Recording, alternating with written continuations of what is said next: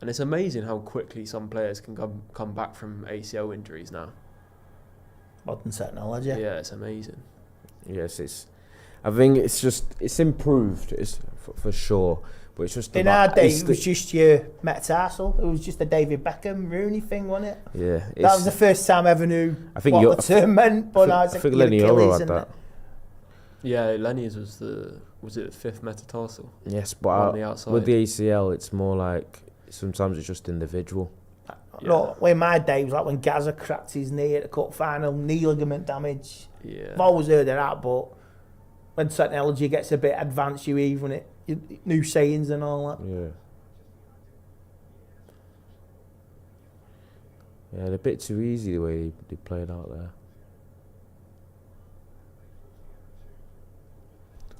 It's just the way the ball moves as well. I don't mention the pitch loads, but yeah, it definitely moves quick on the surface. It's like it's got the Astro vibe in it. Yeah.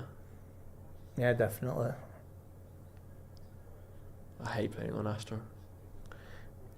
It's like, especially now at my grand old age. Yeah. You get a burn. The knees as well. In the words of Usher, let it burn. Yeah. Or is that in the can't do a Thierry Henry slide celebration, and especially when you're 50 years Slice old. Your knees up. Is that in the playlist? Oh, maybe. It's in the rotation, yeah. You just can't do a slide celebration anymore. You just damage your knees, innit?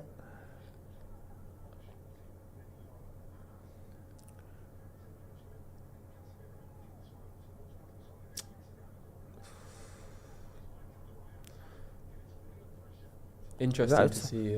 Tara's playing. Ooh, is he playing as a fullback there? Who? Good aerial. Lenny Yoro winning his aerial duels as well. Expecting honestly, another step up from him. If he stays fit this season, I think he's just going to be top. I think he's done his learning last season, and obviously there's still more improvement to come. But the way he was playing towards the end of the season was so impressive.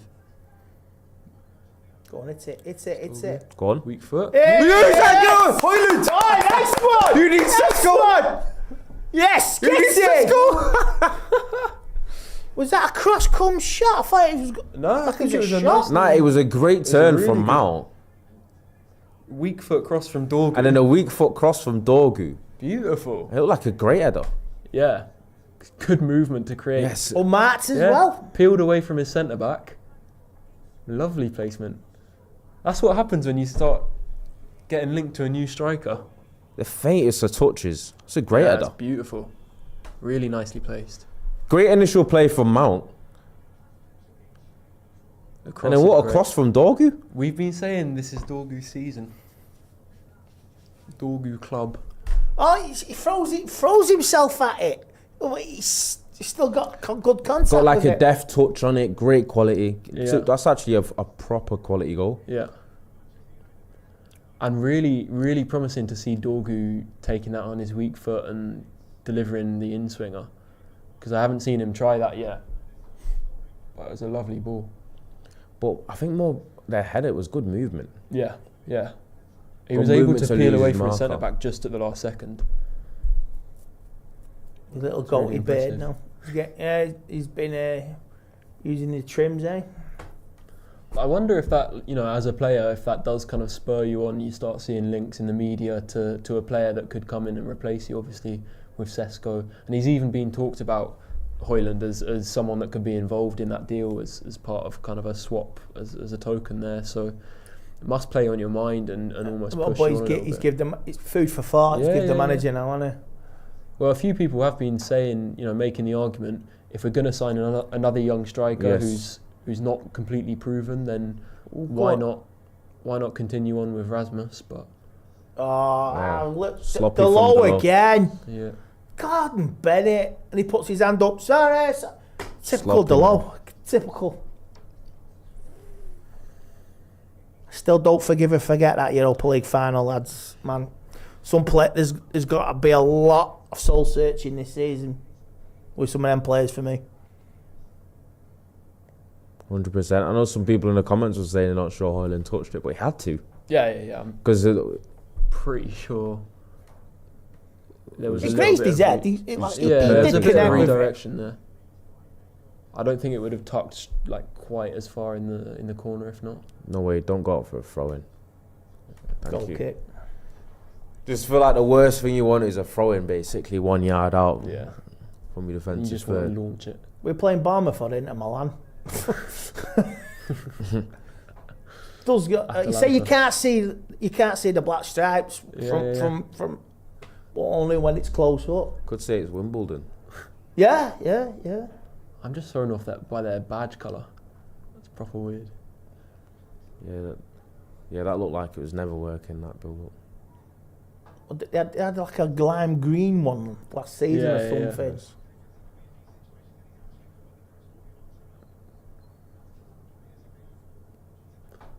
Centre backs jump.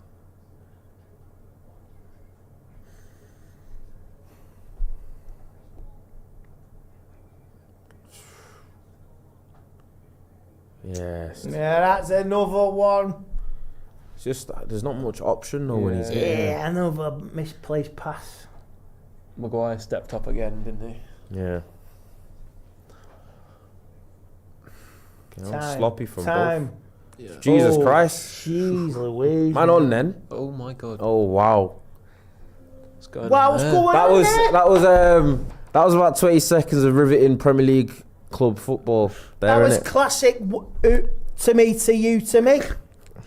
Chuckle just- Brothers football Yeah. there for about 15 seconds. Heaton shanked it. People are still trying to suggest that Højlund didn't touch that because it looked like he didn't. I'd need to see a replay, but I'm sure he did. I'm more impressed with the movement initially. Yeah. Question then, if he hadn't have touched Well. it, would that ball gone in the goal? Good break. Well defended, to be fair. Keep the pressure on now. Yeah.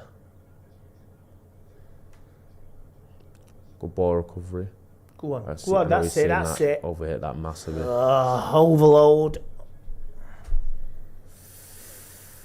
Can't do that on this pitch as well. These pitches, the ball rush just runs away. Yeah. You're not catching up with that. You E- tap even if it, you're Paddy you Dorgan. tap it, and it, even a tap, and it gains speed, doesn't Yeah. it? Yeah.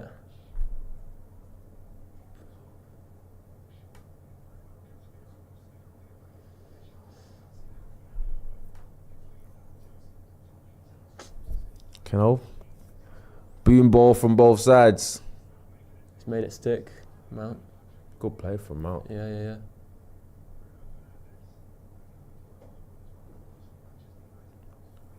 Dogu though, innit? I'm well and truly invested in my Yeah. Dogu stock still, to be fair. What a player. Yeah, he's only had about 5-6 months on it. This Yeah. is his first pre-season and all that. So yeah, I think he's settled now, hasn't he? Yeah, So, he clearly looks a little bit more, in the rhythm of things and a bit more comfortable playing in this side. Are we going to get another replay? I hope so. Come Settle on, we this need a once and for replay all. here. Come on, can you confirm? I'm pretty sure he glanced Xerxes it is still injured, isn't he? Yeah. Hopefully, I don't think he's too far away now. I think it was something minor, but I'm a little bit worried because when he was, I think when he was like 18 or 19, he suffered from a lot of injuries, and I hope that he's not drifting back towards that, and that it's, because he's had a few now in the last few months. Oh, what a Ooh, ball! yes, beautiful Good play football. there. Good football, A just little the bit of end. hesitation from Bruno there. It's like really good foot.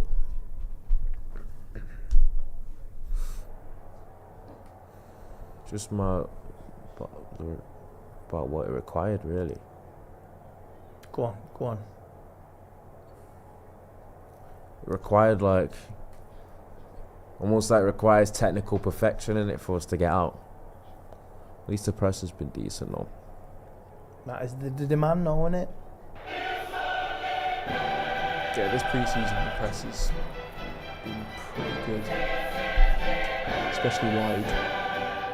I mean, even that Big goal squeeze. against West Ham when it was ruled offside, but That was brilliant link-up play. Yeah. One touch football.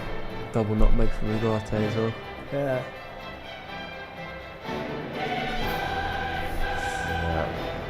Kind of telegraphed that, innit? Thing is, Casemiro protected it well there, and then he needs to release it. It's a great tackle by Shaw. Okay. I was concerned there when I saw it was Semenyo. Yeah. He kept up with him well though. Yes. And he closed the angle, the diagonal. Now Luke Shaw makes a tackle. Showed a bit of burners there, innit, Luke Shaw? Yeah. Some of his old Some of the pounds gone. Southampton pacer. Got a lot to prove to a lot of fans. MTV's just echoing you. I know. Former Luke Shaw, man. Former wonder kid. I play good for 6 months, get the contract, then I'll go quiet.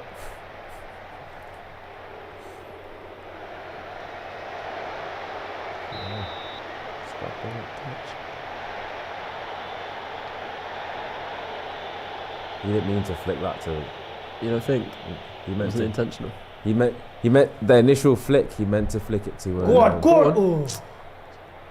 He meant to flick it to forward, and then it like skewed towards Bruno.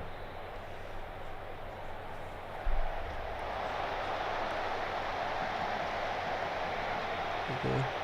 Go on, doggy. He's kind of been asked to do everything himself there. Yeah. There wasn't much off-ball movement.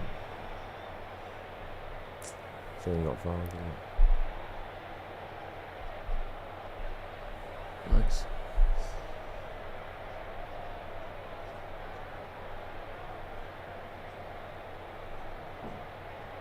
See, Somebody's lost the boot. His boot's been taken off, so I think he got stood on the back Yeah. of his boot. Oh, ouch. So that's why he kind of threw his hands in the air.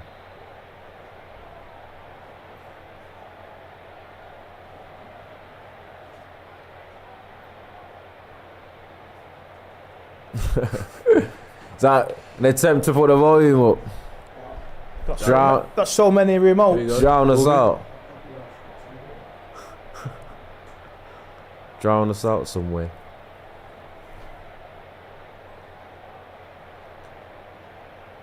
You know. Back far. It's more like the initial header. Maguire headed that, and by the time that Maguire headed it, it was literally shin height. Do you know what he ducked all the way down there? Yeah. Before he headed that.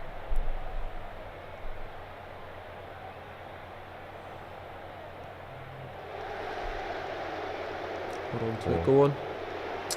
Bloody hell, great. ref. It's great play by Ahmad. Such a strong kid, isn't it? All right, Centre my ads. forward. It's Deceptive Sticky ball Nicky strength from size. Claret and Booze. I hope you're all well. Fucking hell. Yeah, as we know, Callum Wilson's set to be joining. It's been reported all week, but now TalkSport and Dharma Chef has picked it up on Sky Sports as well. And now we're just waiting. We're waiting for the man that we all love to sign. I've got a lot to say about this, but before I do, I'm going to bring someone into the show. Hello, Here he is. Hello, John. How you doing, mate? doing all right, mate. Fucking hell. I think it's an absolute shit show. I just think at the minute, Sullivan's actually, you know what? I think he actually, well, he probably is, if the petition is anything to go by. I think he just knows he's untouchable. We miss out time and time again. So we're literally restricted. He's aligned himself with these fucking sharks.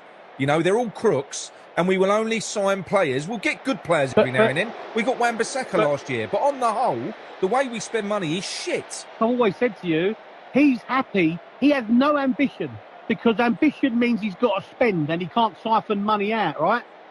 Again, I don't know what more to say to people about the petition. This has been one of the worst windows after 2 of the worst years of football I can remember as a football fan. And people can't be asked to sign a fucking petition.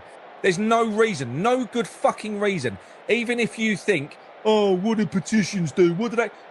Find out!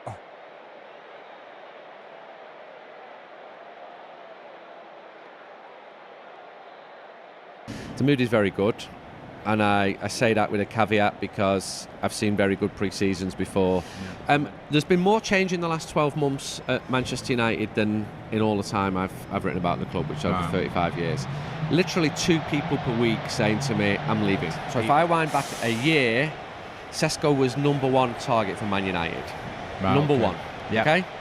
I say that with absolute, take me to court and I'll prove it. Jay here for Stretford Paddock. This is a one-on-one interview with perfect timing. We can leave that in with Andy Mitten, who works for The Athletic, is a diehard United fan, is also the editor of Manchester United fanzine United We Stand, and has now gone into the YouTube world with the Talk of the Devils as well. We don't need to talk about all that, but there's a link in the description for United We Stand where you've had some pretty big interviews over late, haven't you? I mean, you've Of late, for years, mate. But yeah, just a bit. even when you were selling it on the street, I know Andy was daft enough to give me my first ever job back in the day. You weren't a bad seller. Where do I rank in? You've had about 50 sellers. Where do I rank? Just below mid-table. I'd say that. You're a grafter and you got better. There you go. Then you're at the big time, so you didn't want to be selling fanzines. Anyway, we digress. There's a link in the description for United We Stand. Andy, you've been doing pre-season tours for literally decades. You've seen all this before. Yeah. You've seen the sort of the camp, the mood, the squad, the manager, all the rest of it. How would you assess it all at the minute in terms of the sort of the mood within the camp and around United? Because it's been obviously an horrendous season. Yeah. We've made a couple of signings. Where do you think United are at the minute? the mood is very good. And I say that with a caveat because I've seen very good pre-seasons before, and when the season have started, the form's been terrible. So the best example of that would be 14-15, where United were in this country, the United States, hammering everyone, and then the season started and they lost at home to Swansea, and then drew against Burnley and Sunderland, I think it was. But in answer to your question, the mood is decent among the players. They're in one place where they've got a training camp. The new players have been welcomed. I've probably spoke to 4 or 5 players. I spoke to a lot of other people as well. And for me, it's important on these trips, going back to your original question, to meet people sort of off the record, to develop contacts, which lead then to me doing the type of interviews that you mentioned. Yep. So last year we did Jim Ratcliffe's first interview, did a big one with Omar Barada in the summer. That just doesn't happen overnight. You know, that takes a long time of trust and relationship building. And then in the case of Ratcliffe, I was just really angry when I saw the ticket price rise and said, you should speak to me. He was like, right, bring it on. I went, right, I will do then. All right, I'll come to London. He went, no, I'm in Manchester. So we just sort of shadow boxed around each other and then had a pretty frank chat. Fair play to him, fronted up with it. Yeah. Barada was much more considered. He's a bright man. I'd known him when he was at FC Barcelona, and I think he's got a very clear plan of how to help make Manchester United great again. But obviously it's very difficult. We're talking here with the team having finished 15th in the league, which is simply unacceptable. Last season was horrendous. So the mood's lifted off the floor. You know, after Bilbao, that was probably the lowest I have ever felt as a United fan. Even you was like ever. Yeah, because it was grim when I was there. And partly because my worlds collided. So I'm having to work for TV and I'm on the pitch speaking to Tottenham players who don't have a clue who I am. Congratulations on winning the Europa League, Mickey, Vander, whatever your name is. How are you feeling? And then doing the United stuff, and Luke Shaw's just absolutely broken. And I believe that. And I had other people going, he's acting here. So the mood was really, really bad. The start of the season needs to be a positive one. It's a tough start. Probably the toughest since a man called David Moyes was in charge. We're currently in Chicago outside the Ritz. And what have you been up to? I've been to see David Moyes. He's upstairs. He's up there. I'd love it if Moyes walked past now. I've always got on with him, and I think he's got a very serious demeanour, but there's a good humour about him, and he's a really good human. You know, some of the stuff he's done which no one really knows about. And you know, if you're only going to judge him through what he did as Man United manager, I think A, he would have done things differently. B, history remembers him slightly better because of how complicated and bad things have been since. But David's a good man. I've kept in touch with him. Saw him a lot when he was in Spain at Real Sociedad. And you can have a laugh with him, which people might not think. We were chatting before, honestly, you mentioned that, and I was a bit funny. Like, really? He's funny. Yeah. He's a funny man. I don't associate David Moyes with being a funny guy. I swear he is a funny man. He's like, I remember I could tell you 10 different examples, but a few years ago I did Land's End John O'Groats, and unbeknown to me, he was following me on my bike. And he's like, you give me ideas to lose a bit of weight here as I'm going through Scotland, looking a bit skeletal. I'm like, you cheeky. But he's funny in a pretty serious world as well. You mentioned there about sort of maybe history's been a bit kinder to him. They understand what he inherited in terms of the sort of people above him, the fact David Gill had just left, all the rest of it. Yeah. Do you think there is a change now in the setup and the ownership? Do you see that there is I know there's a change, but do you think it's a positive one? Because you've spoken to these people, you've been there from the start, you've seen all this. You were warning about, or mentioning and talking about the Glazers before they arrived. Yeah. Now we're in this stage with in 2004. Speaking of David Gill, what can you tell me about the Glazer family? Yeah, I can remember him saying they're a great sports family. Blah blah blah. There's been more change in the last 12 months at Manchester United than in all the time I've written about the club, which is over 35 years. Literally 2 people per week saying to me, I'm leaving. Either lost a job, taken redundancy, or chose to go at their own accord. And I'm trying to decipher the truth, because if someone is leaving, then they might be a bit raw, they might be a bit angry, and they might want to vent to you. But that is only one side of the story. And I speak to the new people here. Yeah. And there's some smart people there, and the club has also lost some smart people as well. And the new people, they've got a very clear idea of what they want, and good luck to them. I hope it works out for them. I don't know whether it will or not. Yeah. I'm pretty. How I feel now, I've got a pre-season sort of optimism. I like the new signings. I think there will be more movement in the transfer market. Right. It's a tough opening to the season. It simply has to start well this season.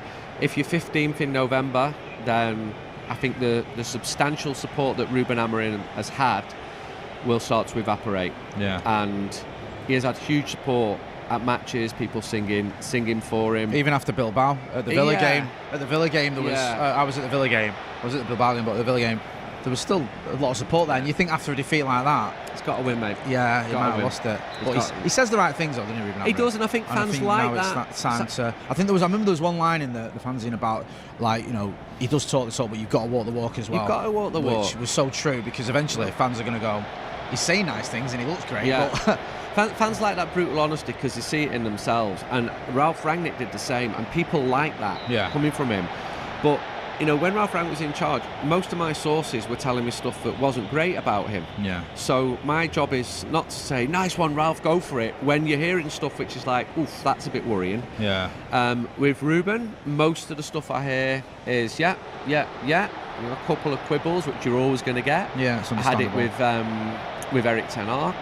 After the cup final, I probably spoke to 6 players straight and outside the dressing room. Yeah. And not one of them said he should be sacked. Not one of them said he should absolutely go. So it was a real mixed bag. And I said that on the day.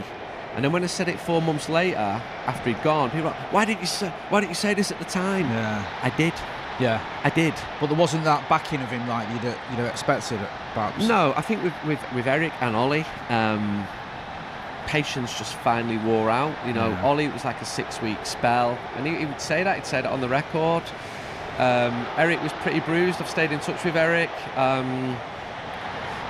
If you're as bad as Man United were, you're going to be lucky to keep your job. And so Ruben's benefited from the fact that he's new. He's a very good communicator. Yeah, he's a good-looking fella. It's true.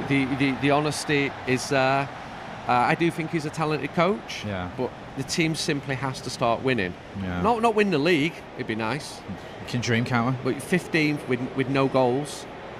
So I think United are moving in the right direction. You've been speaking to some of the main people out here. Yeah. And do you feel like that there's a determination to do something about that, and that determination is going to we're going to see some things happening moving forward quickly? Because I think it's weird at United. I think we understand that it's a mammoth task and we've just finished 15, but there's also that impatience where we want to see some results quickly, we want to see us move forward, and we want to see signings as well. We want to see, I know we've bought 2 players this window, 3 if you count Leon as well, but we want to see this club moving forward as quickly as possible. I'm encouraged by the new signings, but then if you'd asked me a year ago, I would have said the same thing. Yeah, true. So you have this idealised version, because we all think that Cunha and Mbeumo is how to pronounce it, I've been told by Go on, Mbeumo. Brian Mbeumo. Right, I'm doing all sorts. Yeah, so Mbeumo, I'm going with you because you know what you're doing. And then it don't quite work out. Yeah. And I remember before the Fulham game last year, opening game of the season, people are going, at last, best in class people, brilliant in the transfer market. I'm like, played 1 game. And then I suppose we're judging this off social media, which just the pendulum just swings too wildly. Yeah. So I think that both the new signings are going to be a success. But there is an art. It's not science, this. A lot of Man United signings have not been successful. What I will say is there's serious background checks going on of all the players who are signing. That's good check to know. that the right people. I think there'll be more transfer activity. You know, I'm a Manchester United fan. I want the team to do well as well. Yeah, of course. But we've been here so many times, Jay, in the last 13 years or whatever it is. I'm not going to say now that, you know, number 21 is coming. No, you're a bit more sensible than some people we have on the channel, including myself. There are good players there, all right? Yeah. There's a couple of problem areas in the team, but there's a lot of solid pros there. Yeah. Who are good enough to be playing in a top 4 team. And then you've got the star Bruno. Yeah. You've got Ahmad, who's very good. Luke Shaw, fit and playing every week, is a very good defender. I agree. But he hasn't been able to play every week.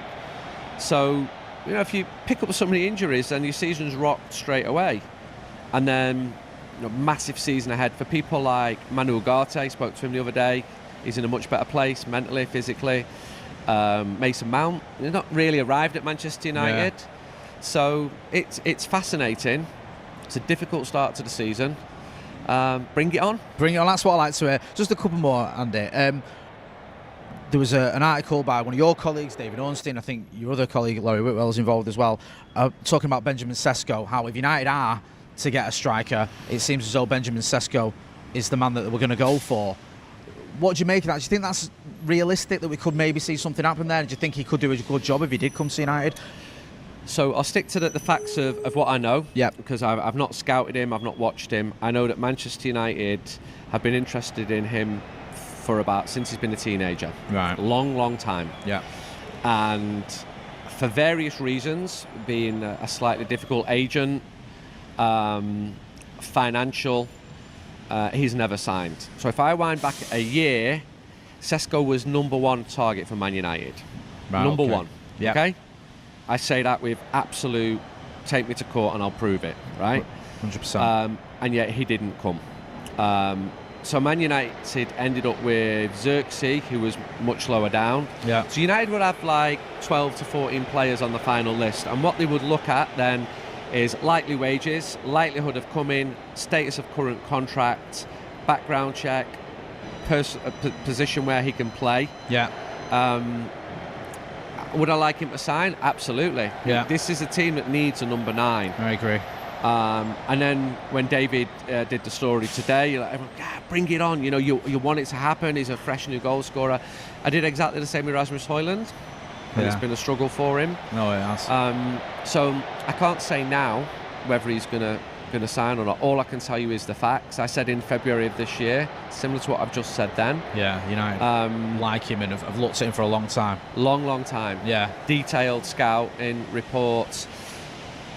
One of the issues was they didn't want him to go to Manchester United because they felt... So it's a good example, this actually. People say United could have signed Sesko for like a bag of peanuts 6 years ago. Yeah. Okay. But they didn't want to sell him because they know if he grows and flourishes, then they do the big transfer, then the agent gets the big fee. So it's not just about what Man United try to do. United can successfully identify a player and they're like, no, just wait your time, because if he's good, then he's going to flourish and the figures are going to be a lot more. Which has made sense, to be fair. Which, if he signs now, will be absolutely true. And sometimes players need that as well, because coming to Manchester United as a teenager or whatever, not always a good idea. And, you know, look, I love it if, you know, United do get in there quick with someone like Aiden Heaven, for example. Seems like a real positive move, but sometimes that player needs to have that progression, that growth that gets them ready for Manchester United, because it's such a massive step up, almost from any club you're coming from. So with Heaven and Chido, they've got a very good scout in London. And there's a very clear pathway to the first team at Manchester United. So you can't really offer that if you're Fulham, for example. History would suggest that you can't. So you sign them players for $1 million, and if it works out, great. And if it doesn't, if they've played some Premier League football, you can sell them on at a good profit. So United are trying to have a lead actor in each position, and then a second and third placed player pushing to break into the team. Right. So, Heavens looked really encouraging so far, I've been but impressed. he's not quite Maldini yet. He's still a very young Give lad. it, Sam. So that method of signing nearly ready players, giving them a chance, and if they do fly, I like that. And if they come for the academy, even better. Yeah, definitely. I just wanted to ask you about outgoings. You've got a lot of players there. We know who aren't on the tour. Sometimes we've seen these players who aren't favoured still come on the tour, but this time it's been a little bit different. Do you expect Manchester United to be able to move these players on? Because we're hearing sort of rumours and rumblings, and it's a difficult situation. But do you think there's a feeling around the club that these players will be moved on this window? Because I know Marcus Rashford's obviously already gone to Barca, but there's still a few left over.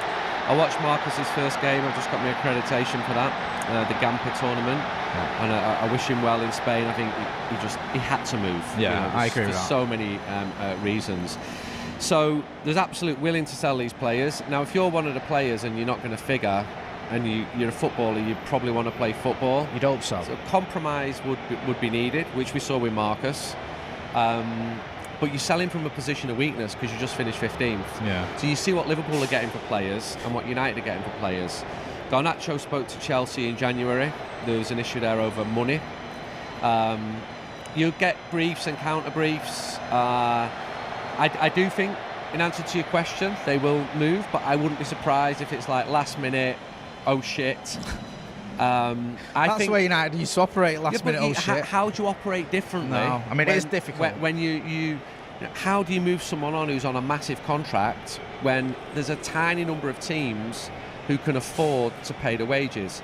And then I speak to sports directors and agents. There's a big market for players up to 25 million. Go beyond that, it's tricky. Yeah.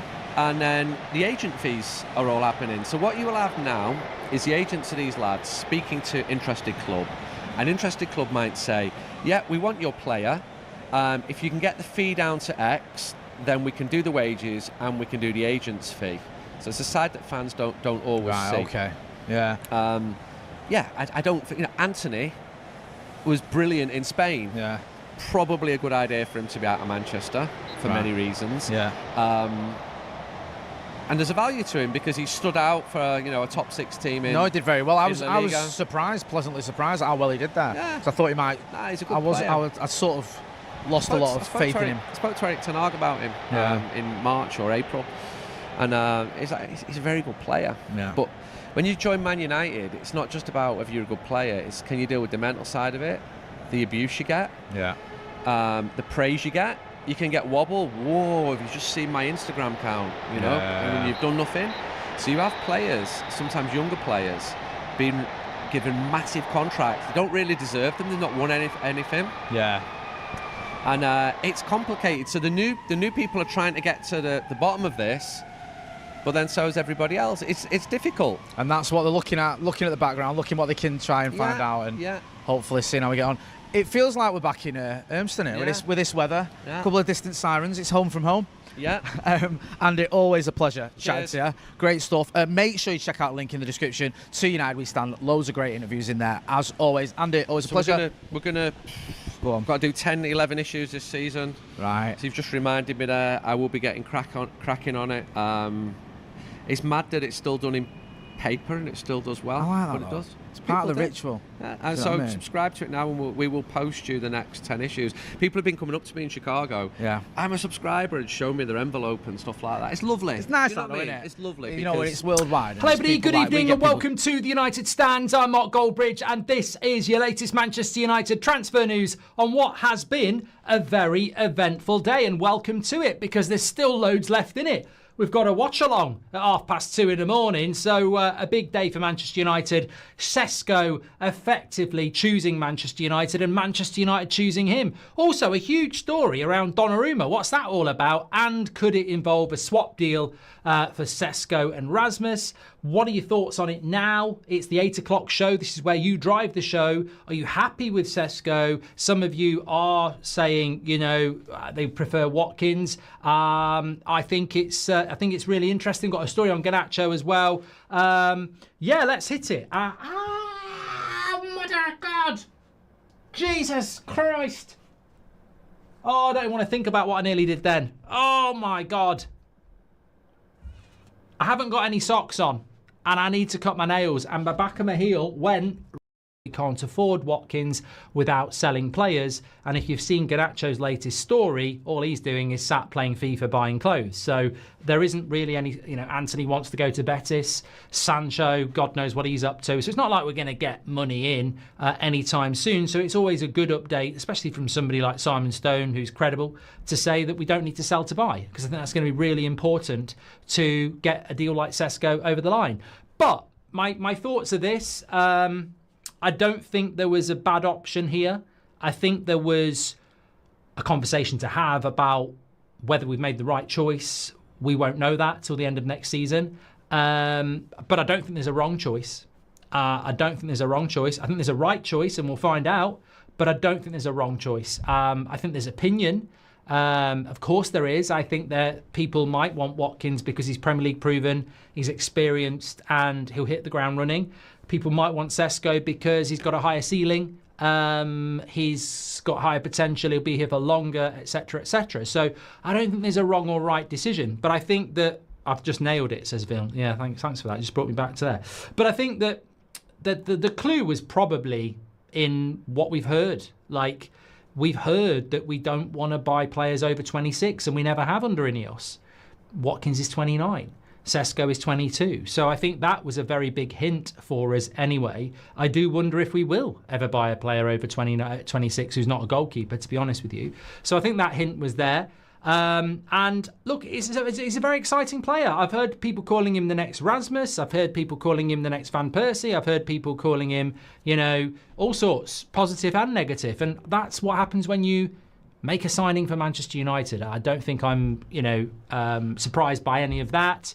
And look, I think that the question for me is how quickly can we do this deal now? Because I don't like the idea that Sesko's got to think about it. I don't think he has got to think about it. And I don't know how long it's going to take to negotiate with Leipzig. I saw somebody online saying Man United are pulling a madness. We're not pulling a madness, are we? We're not pulling a madness.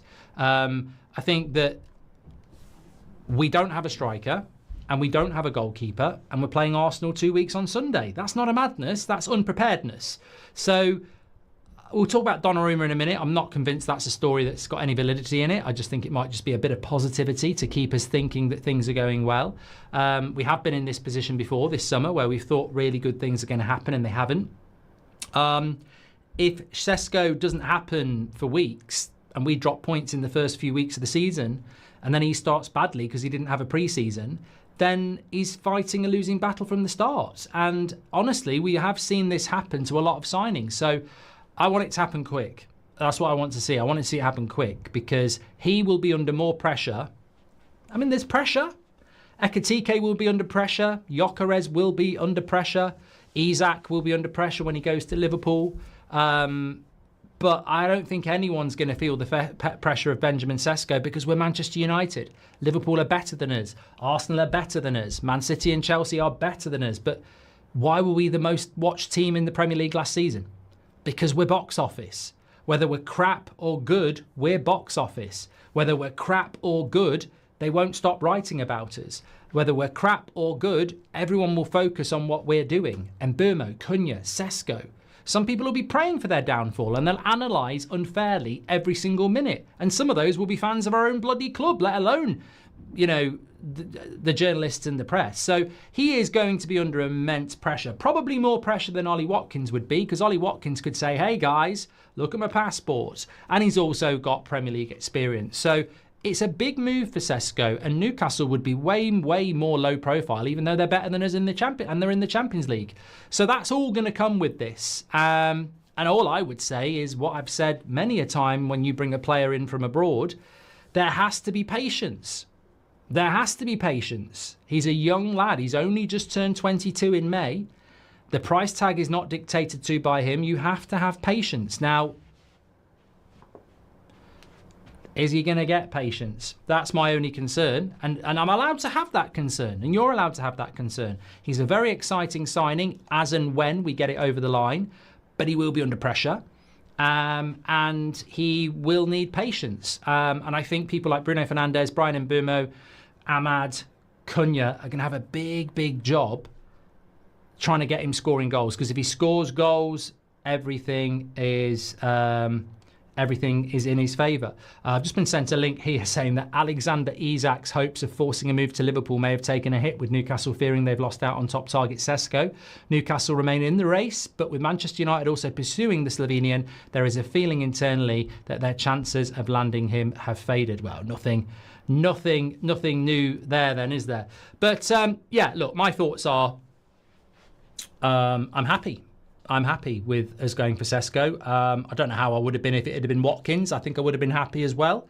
But this more, I think, as I said, you get your thoughts in. There are pros and cons to Watkins and there are pros and cons to Sesko. But for me, it always comes down to what the manager wants, really. Hi, Mark. You've said we need an experienced striker to demand passes from selfish players. Do you think Sesko, being young, has the presence to do that compared to someone like Watkins? I prefer Sesko, though. It's a great point, Benzi. I mean, I and many of you have said we need an experienced striker. It's a great point. Yeah, but look, the selfishness behind the Rasmus over the last couple of years is gone. Anthony, Garnacho, Rashford are replaced by Mbeumo and Cunha, who have very good assist statistics for Wolves and Brentford. So hopefully that problem won't be there anymore. Ross says it's a big mistake. Rasmus part 2, Watkins all the way. Shady says we need more than one striker, though. Do we get 2? Well, I mean, that's the interesting thing, isn't it? Romano is saying that we're offering up players to Leipzig. That could be Garnacho. That could be Rasmus. That could be whoever. Apparently Leipzig would really like Rasmus. I think it would not be a bad move for him if he took that move. I don't know whether he will or he won't. Ultimately, he's going to want to play first-team football. And it's going to be very difficult after 2 years at Manchester United to be the number one when we're about to spend £70 million on Sesko. So does he want to be second fiddle to Sesko when they're the same age? There was a theory that if you brought Watkins in at 29, you might want to hang around and learn from Watkins and maybe push him out in the next 18 months. The chances of Rasmus pushing Sesko out are slim. So I think that, to be fair, the Leipzig move probably, unless he's got a better one, probably makes sense. But then you have the same problem again. Sesko comes in and the backup striker is a 17-year-old and Xerxes. So I agree. I think we always needed a striker when we had Rasmus, whether you thought he was good or not. If Rasmus goes and Sesko comes in, we still potentially have that same problem. Could we swap Garnacho for Martinez with Villa? Says Andrew. I don't know. We'll talk about Garnacho in a moment. I like that Sesko has more value, but you know Glinios will ruin his value like Garnacho, so Watkins would just be as good for the short term, says Kana Dave. I feel like there are a few people here. I'm just going to run a poll again, either or. It's been changing over the last few days. Sesko or Watkins. It feels like there are a few people in the chat that now that it looks like we're going for Sesko would have preferred Watkins. So let me know, either or. Emily Derry says this is one of the rare occasions where I would have been pleased with either option, but have positives to bring in. Just needs to move it forward now, says Emily Derry. If Rasmus goes, do we get Watkins as well? No, absolutely not, Mafia. Bloody hell, we're not Real Madrid. What would you like to see out of the match tonight, says Outdoor Adventures? I mean, I haven't done a preview because it's been so busy. I was intending to do a preview and put it up at 5, but it got so busy. What am I looking forward to tonight from the game? I think Bournemouth are the best footballing side we're going to play. I'll do a quick 30-second preview and then we'll get back into the news. I think Bournemouth are going to be the best team we're going to play on the tour. They play the best football. They are quite decimated. They've lost a few players. And I don't think they've got the squad that we've got. So I expect a win. I want us to create goals. I want us to score goals. I think both our goals against West Ham were mistakes. So I want to see us creating more opportunities and adapting to this system a bit better, I suppose. If we didn't need to sell, thanks to Outdoor Adventures for that. If we didn't need to sell to buy, why haven't we signed more players, says Shady. Good point. Shout out to my dog Percy, who has diarrhea. Loving the show, says Alex. Lovely stuff. PSA, the game can be watched on Peacock, says Abdul. Not to conduct a positive PR train, but this Sesko signing could indicate a turning point in our recruitment team, going for players we otherwise scout plus pass on, like Haaland was, says Connor. Marcus just says that Romano tweeted just now about Donnarumma. Rumours, no bid. What is your take on another midfielder instead of a centre-forward, says Marcus. Well, we don't need another forward if we get Sesko, because we won't get another forward. So then I would be looking at goalkeeper, then midfielder, yeah. Tanush says, first time super chatting in your channel. Why do you think Sesko is joining Manchester United? I think Manchester United has a bigger pull than Newcastle. Why did Mbeumo choose us over Arsenal? Why did Cunha want Manchester United? I still think we have that pull.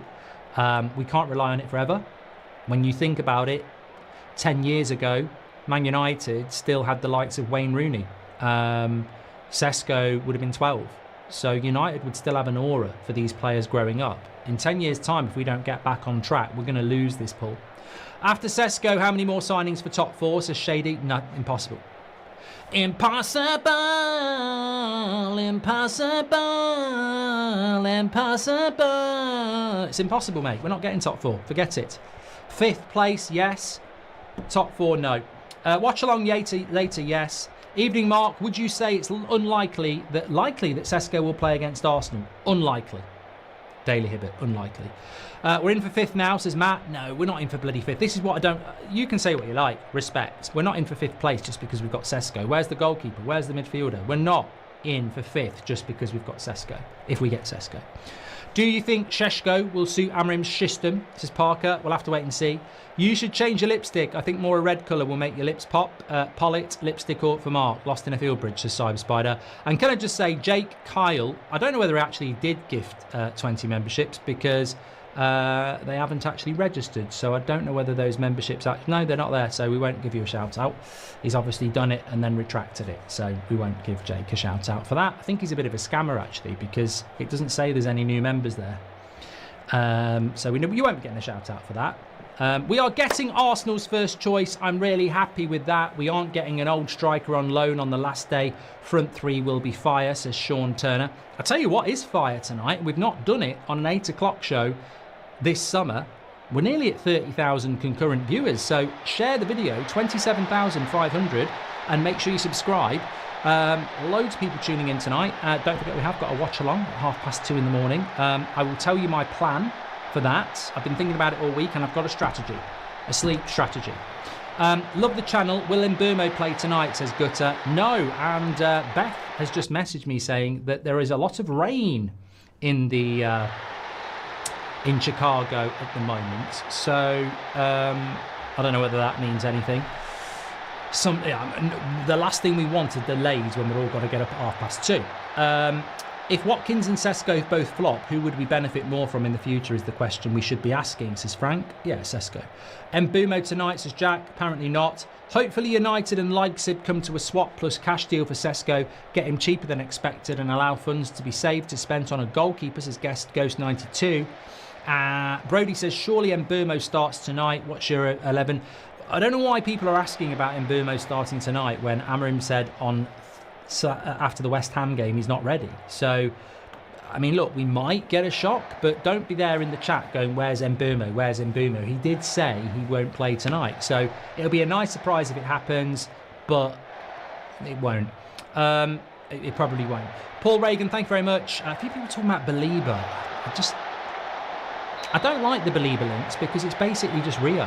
Like, he ain't the director of football and he ain't got 100 million quid. So, I'd rather, you know, it's like Elliot Hackney. He's going to fucking Ipswich. People just throw names around that we're not actually in for. Sir Jim Radcliffe says, Champers, end of the day. He says, I don't like you and you need to stop spreading rumours about me, but could you refund this and my last super chat? I'm a bit frugal. This reminds me of Morata versus Lukaku, says Fun. No.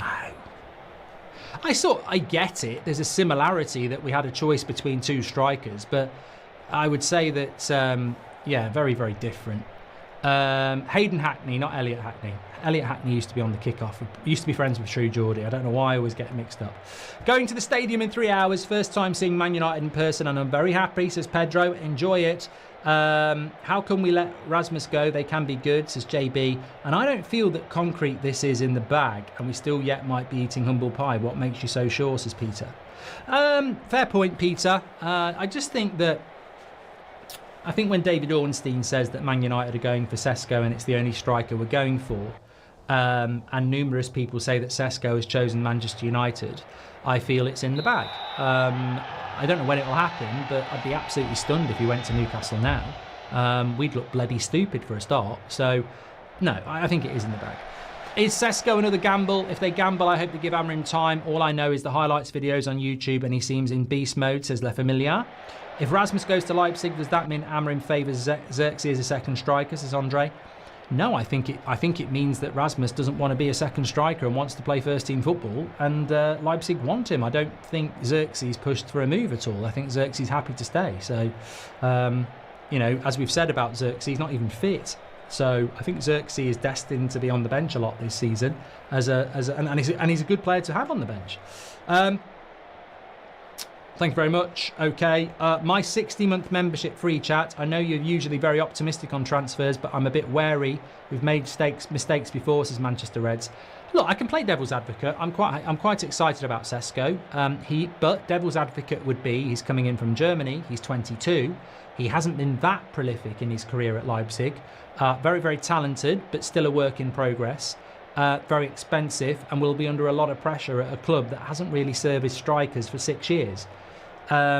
Positives, this was a player that Arteta wanted for 18 months. This is a player that Arsenal were looking at intently to be the striker to fire them to a title and maybe a Champions League. So he comes with pedigree. But there are no sure things in football anyway. Hi Mark, you told that football is about taking risks. I love both Watkins and Sesko, but when you look at Cunha and Mbeumo, they're safe choices. Isn't Sesko a risk and Watkins are more safe choices, Fritz? I just joined. Did we bid for Donnarumma? I'm going to talk about that next. What an attack of Cunha, Bruno, and Mbeumo and Seska defence. And if Mainu Ugarte are class, how is it impossible for top four? Says Patrick. Go and watch last season, mate. I ain't wasting time talking about top four. Bloody hell. I mean, this is what happens, isn't it? You get linked to Sesko and suddenly you're going from 15th to 4th. And this is the great thing about football. This is the diversity of football. But you know what? I get to choose what I want to spend time talking about. We're not in the top 4 race. If you want to put us in there, great. I'm sure there's some low IQ content creator that will knock one out with you about that one. But come on. I actually say that from a place of positivity. I think it's a negative thing to start talking about top 4 for Manchester United because we might be signing Sesko. It's a pressure we don't need, and it's an expectation that's not realistic. Chelsea, Liverpool, Man City and Arsenal are way better than us, and they've had way better transfer windows. Sesko doesn't put us into the top 4. 5th place is up for grabs. 5th place is up for grabs, and if we achieve that, it would be a fantastic season and would probably get us Champions League football. Top 4... Anyone predicting that or demanding that is crazy, in my opinion. Dellen says, I don't like the ownership, but I've liked every single signing since last summer. Would have loved them in quicker, but can't fault the quality. Yeah. I mean, I was very happy with last summer's transfer acquisitions. I hated the timing. This summer, again, I think key positions aren't going to be there for the start of the season. And it's very easy to analyse a transfer window when you've never played a game of football. But trust me, if we get turned over by Arsenal on the opening game of the season, it won't matter if we're in talks for Sesko because people will lose their shit. Transfers get forgotten very quickly when reality results bite you in the arse. Ineos haven't done a good job at Manchester United in the last 18 months. They've bought well, but they've not done a good job because they've not done it quick enough. That's going to be the concern. Every point matters for Man United, and how many are we going to drop because we weren't prepared? We're not going to be prepared. But that doesn't mean that Sesko is not a good signing and getting a goalkeeper isn't a good signing. We need to talk about Xerxes not being a striker, says Bisson. You just said Mbeumo chose us over Arsenal. Other London club revealed, says Bees. Yeah. Watch the media make it Sesko versus Gyökeres all season, says Shenanigans. Let the media do what they want. I mean, I think Gyökeres is ahead of Sesko, and I think that's why I agree with Arsenal going for him. That's why we have to be a bit patient. What is the sleep plan, says Gel? Well, it's we've nearly got We've got 300 people away from 30,000 watching, which is incredible. Our biggest 8 o'clock show of the year so far. Make sure you subscribe, bottom right-hand corner, and get involved with the United Stand. We're live every morning at 10 a.m, every afternoon at 2 p.m, and 8 o'clock as well. And we have got a watch-along tonight on this channel. In fact, when this show ends, there is a live chat that's there if you're waiting up or whatever. My plan is, I've been up since 7 a.m. in the UK. So very quickly, I've been up since 7 a.m. If I stay up for the game really and match reaction won't finish till after 5 a.m. So that's nearly a 24-hour stint. That's not a good idea. So I'm going to finish this stream, run around the garden, tie myself out like a dog, get into bed for about 9:30, sleep for about 3.5 hours, get up at 1 a.m, onto here for about 1:15, hour before kick-off. Whether I can get to sleep or not, that's the big problem. But I feel if I get 3 hours now and then watch the match, get another 3 hours, get up for the 10 o'clock show, that's 6 hours spread out, and then maybe get a couple of hours in the afternoon. 8 hours, done it. Maths. Would you loan Obi? Not a lot of games for 4 strikers, says Matthew. I think Obi probably stays now. Varron's gifted 10 memberships. You're a legend, mate. And if we had 70 million for Sesko, I think the real comparison is, would we prefer Sesko or Watkins plus a goalkeeper and a midfielder? Well, that's an interesting point, Mike G. That is. So I would still take Calvert-Lewin to Clayton, and I want the striker that will bleed for the badge, says Matt Richards. Can you say hello to my daughter Delilah, says Cuffin? Hello to your daughter there. Hope she's doing well. Right, Mojo's just gifted 50 memberships. It hasn't registered either, so maybe there is a problem with these memberships being gifted because that's not registered yet, but maybe it will in a moment. Let's talk about the goalkeeper. Very, very interesting story here from somebody that really isn't a bullshitter.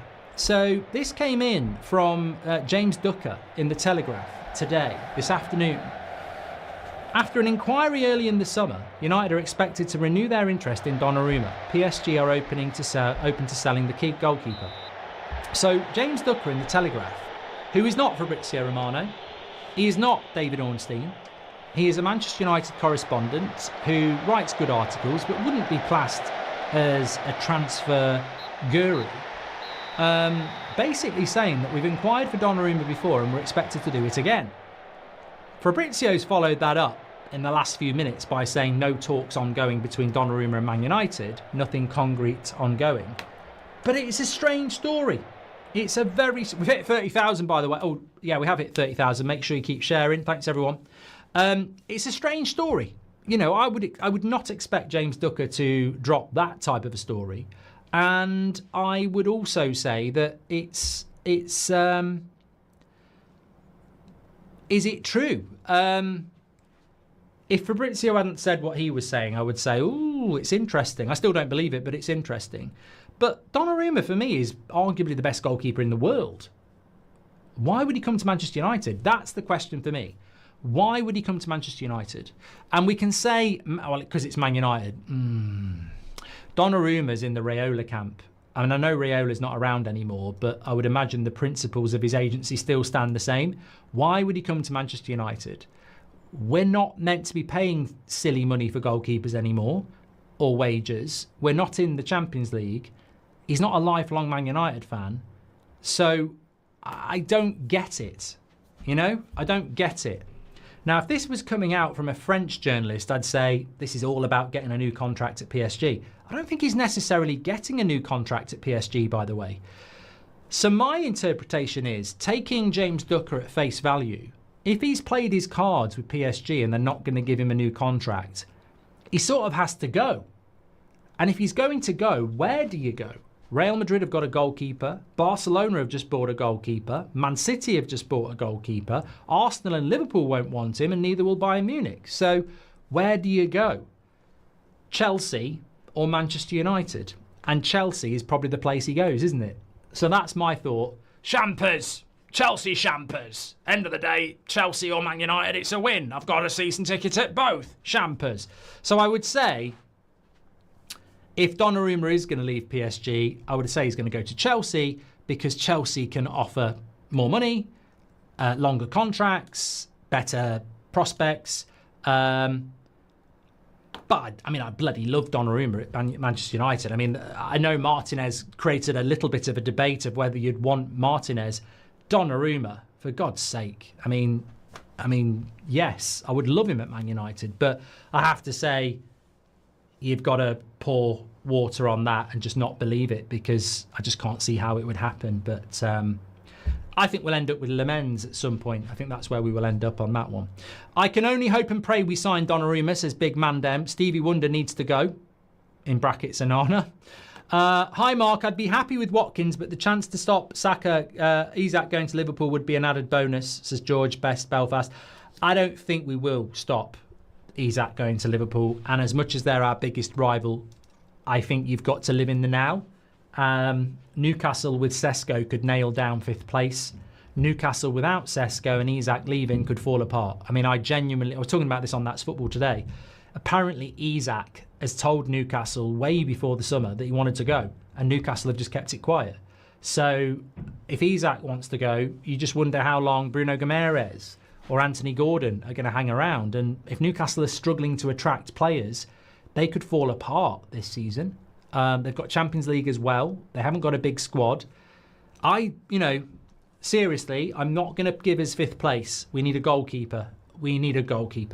Hopefully we're going to get Sesko, but we need a goalkeeper. But all right, Chelsea, Liverpool, Man City, Arsenal. They're miles away. But tell me who's going to finish 5th. Newcastle are looking shaky, and they've got a Champions League campaign. Villa have done nothing in the market at all. Spurs, new manager, not done much either. You're really going to put Brighton at 5th or Bournemouth at 5th? Look, I know we're coming from 15th, but 5th place is there. It is there. Now, look, it doesn't matter whether it's there or not. We're the masters of our own downfall, but it is still there. And I believe that 5th place will get Champions League as well, because I believe the English clubs are going to do very well in Europe. I mean, Emery in the Europa League, I fancy Villa winning it. Chelsea, Liverpool, Man City and Arsenal in the Champions League, I can see them all getting to the quarterfinals. So I think 5th place is there. I'm not giving it to us. I'm just saying it is there. If Newcastle had got João Pedro and Mbeumo and Sesko and Guehi, it probably wouldn't be there. And that was their plan. So, yeah, okay, if you get Sesko, you might slow Isak to Liverpool down. But more importantly, you stop Newcastle getting a striker that, I mean, they're going to lose Isak. He was the big reason they got top 4. Without Isak, or 5th, I think they came 5th, didn't they? But take Isak away from them, and what are they? So it's a big opportunity to cause a rival for 5th, a problem. We also didn't believe De Ligt, but here we are, says Bisson. I'd run about with my top off if we got Donnarumma. Champers, says Jack. Cheers to that. It's only Ribena, but... I'd run about with my top off, says Jack Woods. What a lovely thought. Christy Brown, my left foot would be... Sticky sausage, don't know what that's all about. Next up, they will sign a new goalkeeper after Sesko or a Cam, says Sean. I don't think we're going to sign a Cam. Hi, Mark. Stay out of your home till the end of the transfer window. I'm convinced we will sign at least 3 more. I mean, Ram, I have started to thinking about just taking walks. I mean, literally I was on a plane to New York when we got the Ornstein bomber about Mbeumo. I was out at the shops when we got Here We Go on Mbeumo. And I was out on a walk when we got the Ornstein one today. I think he's monitoring my movements. I think he's got an app, Ornstein, and he waits for me to go out. No point is scoring 50 goals, but league 60, says Barry. So Jim will get Sanchez in from Chelsea. Champers, says Reece Gregory. But you'd be surprised Donnarumma wants us like Seska. I mean, JB, I think, look, I was very surprised we got Yoro. I was quite surprised we got Mbeumo. I'm surprised we've gone in for Sesko, but Donnarumma would be... I mean, he's just won the bloody Champions League. Every time I watch him, I think he's the best goalkeeper in the world. So that would be amazing, especially when we're not going to be offering 350k a week. So glass of champers might do the sleeping job for you, says Jocelyn. Any news on Lemens, says Liam? Only what we had on the morning show. That we're still in talks, but I think one of the goalkeepers has got to go to bring a goalkeeper in, and Biinda. I don't think Biinda gets spoken about enough either. I mean, I know that's very blunt, but why won't he piss off? Like, if he goes, we've got to buy a goalkeeper. Why won't Biinda go? It's always about Onana, but you know, we've made our mind up on Bienda, haven't we? We sort of said give him a chance last season. He was given a chance, and we all saw that. Not bad at penalties, but not necessarily going to be the goalkeeper that we need. So what's he still doing here? Let's let Seb do the 10 a.m. show. Let you have a lie-in. Says Christy, I can't have a bloody lie. One of them looks quite badly hurt.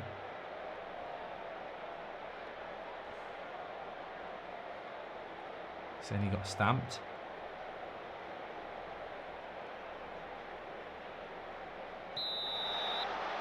Luke Shaw.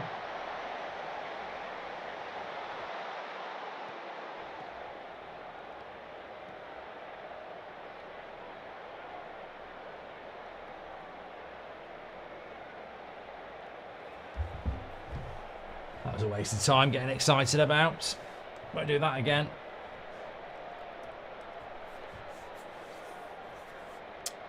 Yeah, we're not really here to talk about Bournemouth. We're here to talk about the greatest team in the world, Manchester United.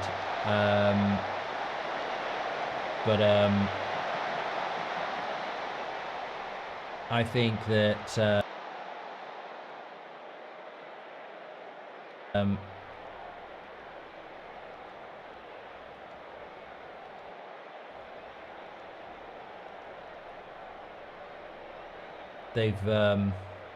they look decimated, Bournemouth, don't they? They don't look... I mean, they have got a couple of players out injured as well. I mean, Sinisterra and Kluivert are two of their better players, and I think they're out. I don't know what the story is, to be fair, with their injury situation.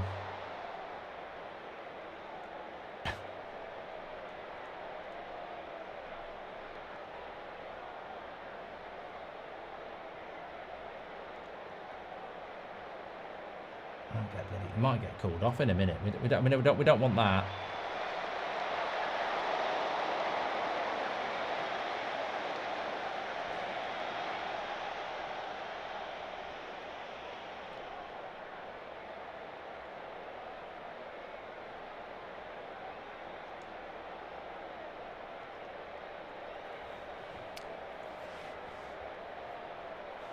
Julian says, I've seen enough of winning the league.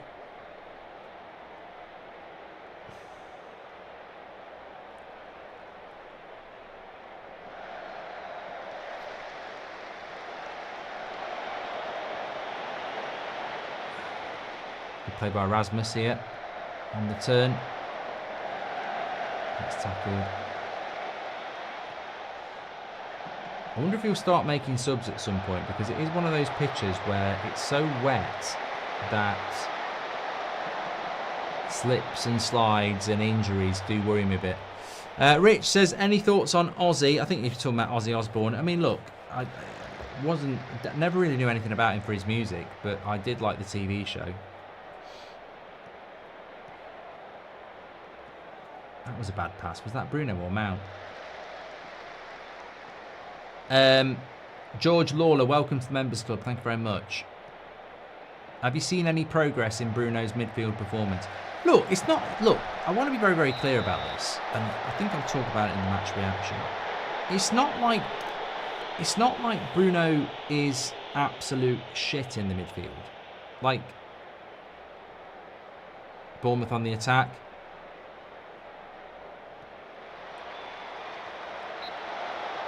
It's not that he's rubbish in the midfield. He can do a role in there. But when you look at like Liverpool's midfield or Chelsea's midfield or Man City's midfield, have they got a player in there that's doing a job?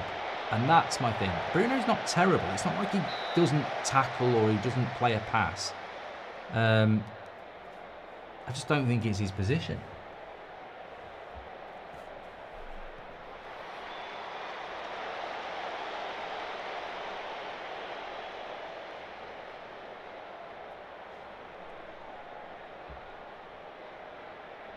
Shadow373 says, can we start a petition to play all of our games in Chicago with this weather against Bournemouth? I'll sign it. Stormy says, I think some fans need to realise we're coming up against West Ham and Bournemouth, who have had stripped of their best players this summer. And Heya Joe says, I know it's early, but Dorgu could have a Mazraoui season, being a good constant 7 or 8. I think some people jumped on Dorgu's back way too soon. I've said that before. I just missed Bournemouth nearly scoring a goal on the back post.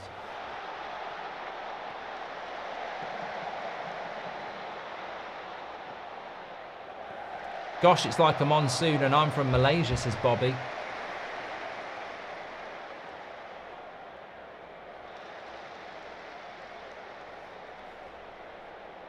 Thank you for the question, Connor. Watch the Sesko video and he looks like the real deal. I think he is by far the better option over Watkins, says Gigi. Nathan says, I love the channel and everything you do. Do you have any advice or tips for positive mental health? Keep up the good work, mate, says Nathan. I do. I think you've got to be honest with your moods. Know yourself. Speak honestly to the people that matter to you about how you're feeling. And try and focus, even if it's for 10 minutes a day, on something you really enjoy. Like, if I have a really busy day, I mean, I won't do it tonight because it'll be 5 o'clock in the morning, but if I have a really busy day, I'll make sure for the last 20 minutes of the day or half an hour, there's something I watch that I really like. Because it helps.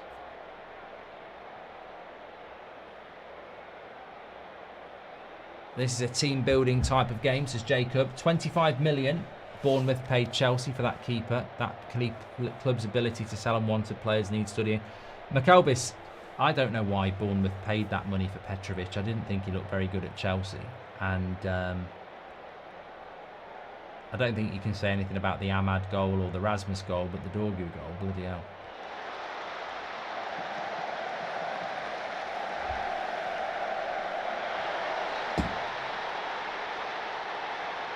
You can hear the rain on the commentator's mic on MUTV, says Mr. Scally. Maybe you should go and stand inside then.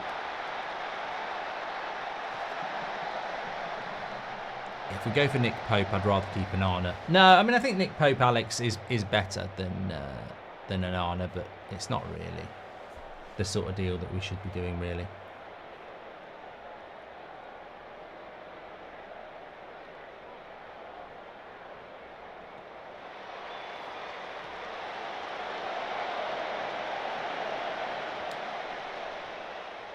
Not to get away from Yoro, is he? Ooh, good play by Shaw, but Semenyu's got it. Could have got... No, play on. JDP says he'd suffer one more year with Onana and then go for Costa. I wouldn't. I really wouldn't. I think it's dangerous. Imagine if you had a decent season and then it came undone because of bad goalkeeping errors. I mean, look, the positive to this pre-season is that we're playing some really what look like bang average Premier League sides. I don't think West Ham will be in the top half. I don't think Everton will be in the top half.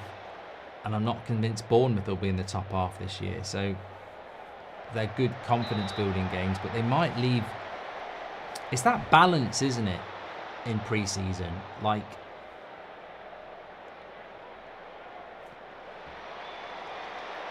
you can guarantee the negative people will say, well, it's only Bournemouth, West Ham and Everton and Fiorentina. They're not really that good.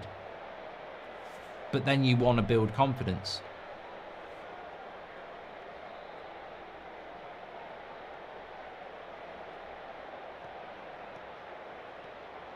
Good play by Rasmus. Not that. Not that. That was a shite pass.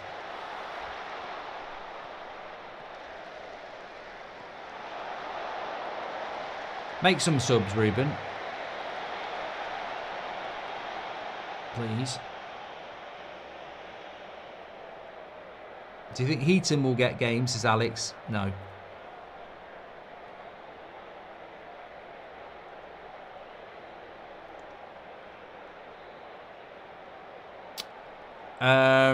Big shout out to everybody who's tuned in. If you are on YouTube, just give us a subscribe because we're really close to 131,000. Remember, we're live every morning at 10 a.m. And every evening at 8 p.m. Thanks everyone for tuning in. A few substitutions coming here from Bournemouth now.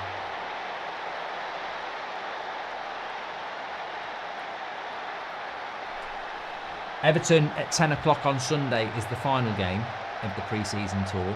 Of course, the Premier League itself starts in 2 weeks. 2 weeks tomorrow, because it's Thursday now, isn't it? Bournemouth will play Liverpool. And if I was Liverpool, I would not be looking at this Bournemouth side thinking it's anything like last year.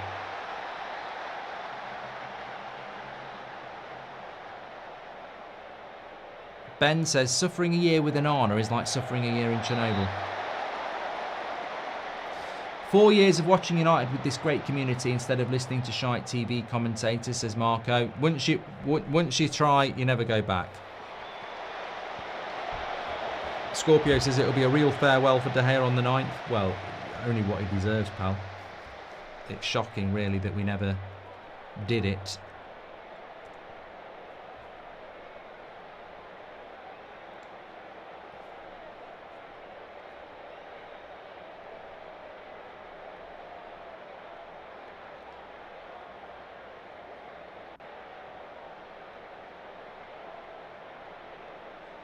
Here's Ahmad.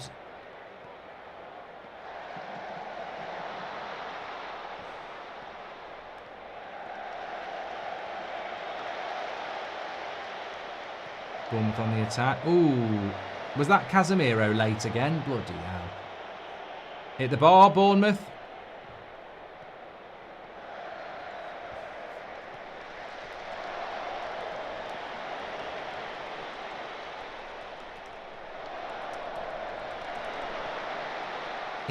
You know what? Casemiro is just not quick enough. Even in a game where we're 3-0 up, he is still playing in slow-mo. Can't use him in the Premier League. Can't use him in the Premier League this season. He's got to be like a last resort.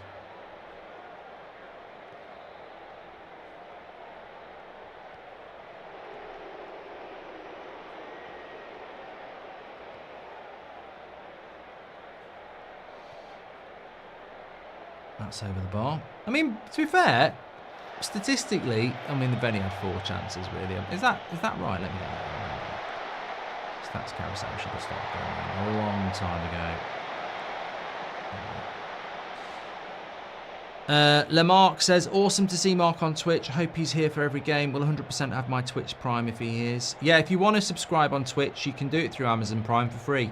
Thanks to those who have, and thanks everyone who's given us a follow there. Appreciate it. We are back for the Everton game on Sunday on Twitch as well. Did Onana not travel, says Eden. No, Onana is there. He's there. Martin Richards. Bruno has 3 players upfield of him, whether he's at 10 or 4-3-3 or at 8 in 3-4-3. It's not that much of a difference, but the rest need to do the job.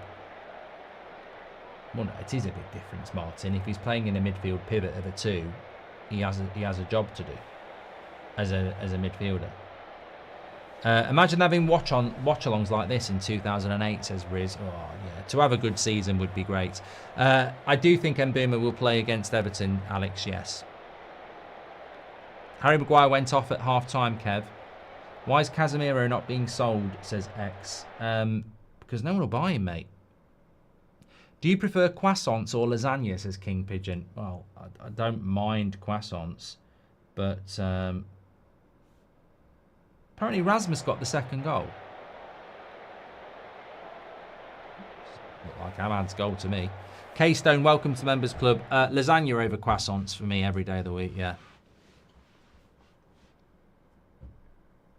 As Fatty B53 says, ain't nobody taking that Casemiro salary. And that's true.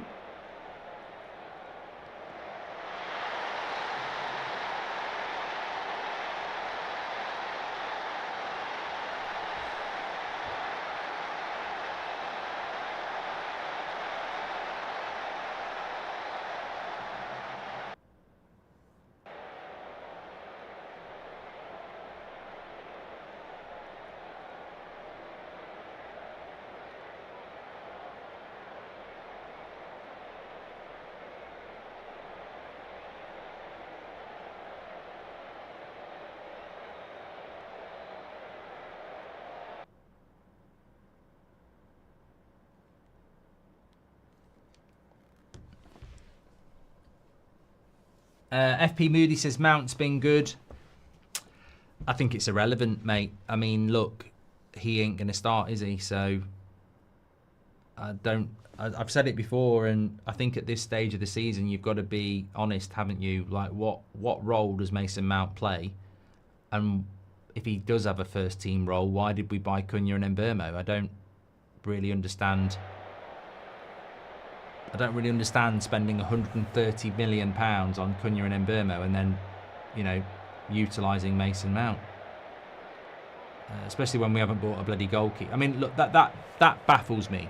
If we start using Mason Mount in the first team, I would say, why did we spend 130 million on Mbeumo and Cunha if we're going to use Mount?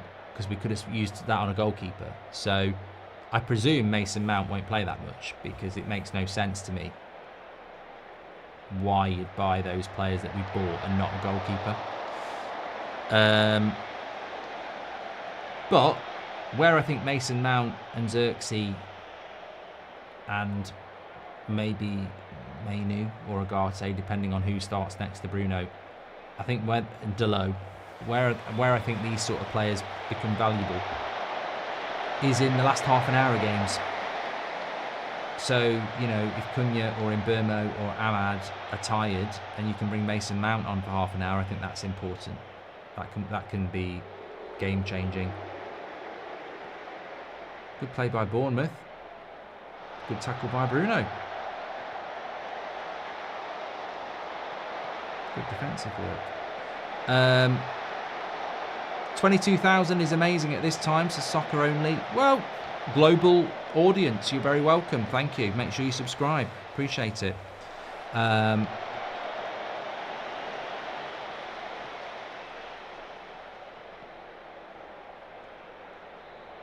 Captain Wacker has subscribed with Prime on Twitch. Appreciate that, pal. You can do that for free if you've got Amazon. Don't forget, Mount is very injury prone. Well, hopefully he can stay fit.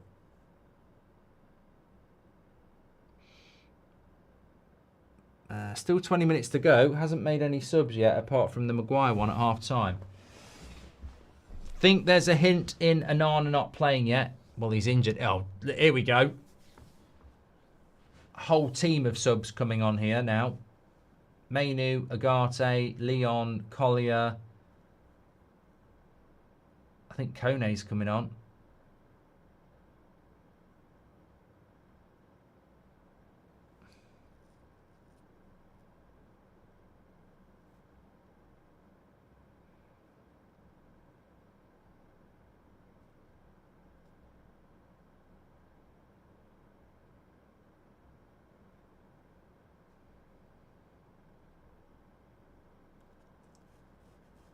Just having a quick look. Obi's coming on. I'm sure I saw Kone there. Did anyone else spot Kone there? I thought he was in the dugout.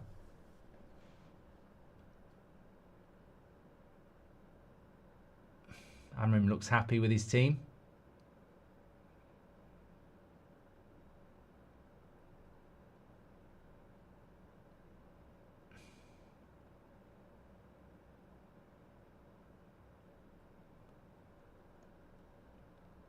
Yeah, Kone is on.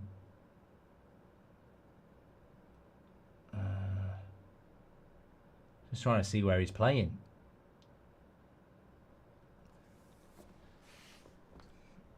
Yeah, think there's a hint in Onana not playing yet, says Eden. Yeah, he's injured.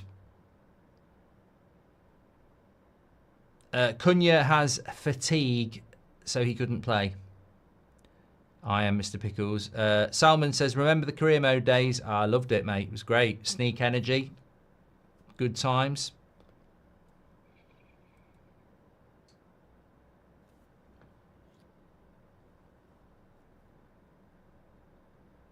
Hamza says, Casemiro might be slow, but we need his leadership. We definitely don't.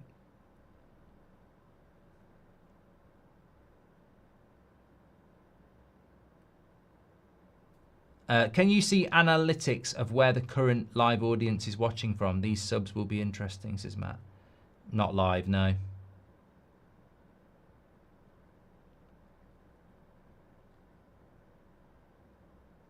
I've seen enough, Mark. We're winning the league and the cup double this year, says Ian Ramos.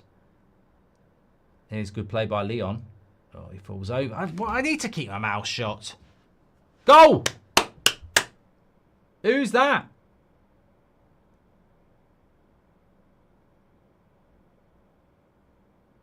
I don't even know who scored the goal. Leon fell over, so it wasn't Leon. Williams. Williams with the goal. There we go. 4-0. Took it well.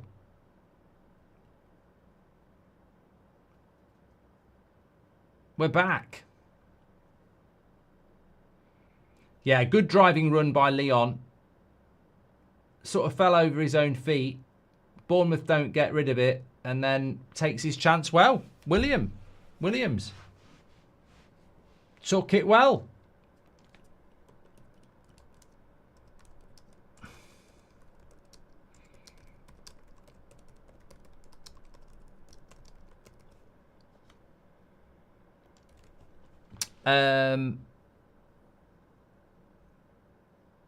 Julian still says we're going to win the league. Still got 20 minutes to go here. Bournemouth look absolutely shattered. Oh my God. Go on then. Oh, I thought Obi was going to score a worldie then. He took 3 players out and then the ball sort of got stuck under his feet. Lovely feet though.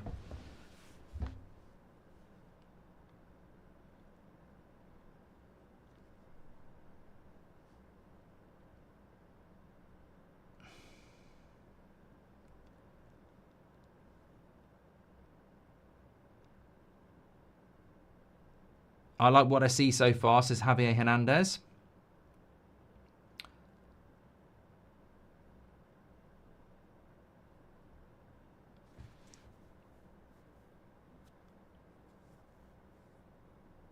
Scorpio says we've got 2 legit options on the left now with Leon and Dorgu.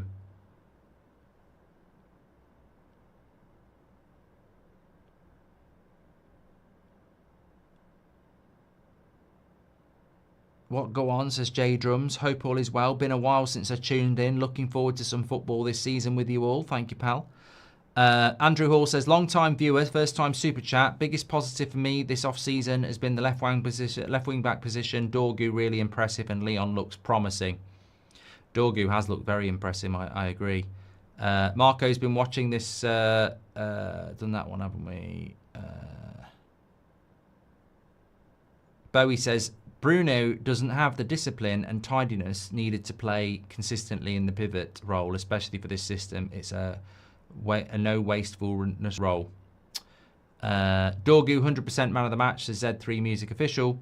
If this is what we can expect from a player that first in the system after 6 months, I can wait for the future. I can't wait. Lucas says, that was from Z3 Music Official. Lucas says, we said after the Europa League final we needed 6 to 8 good signings in the summer. Are we really going to be happy with 3, maybe 4? Never mind outgoings. Miles says, 22,000 watching. What a shift, everyone. Thank you to everyone tuning in. AB says, any plans to do any more interviews like Rasmus? Club have got to let you do it, mate. That's the biggest problem.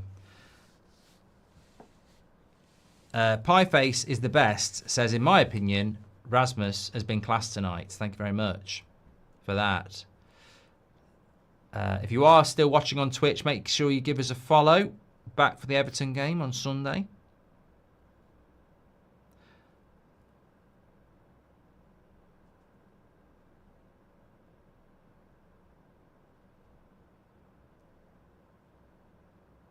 When do you think we'll get the Sesko deal done, says Gurav? Oh, well, everyone can answer that because I've got no idea. I mean, this is just guesswork and I hope I'm wrong. I think it's going to be after the weekend before we start properly negotiating with Leipzig. They will drive a hard bargain.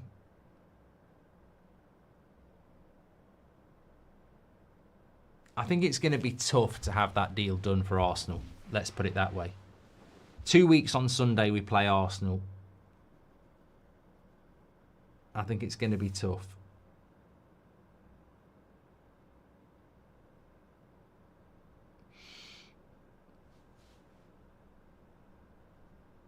It could be, mate. It could be like back end of August, if we're being honest. Top 5 looks possible once a week playing like this. Well, this is Bradley. This is what I mean. It's like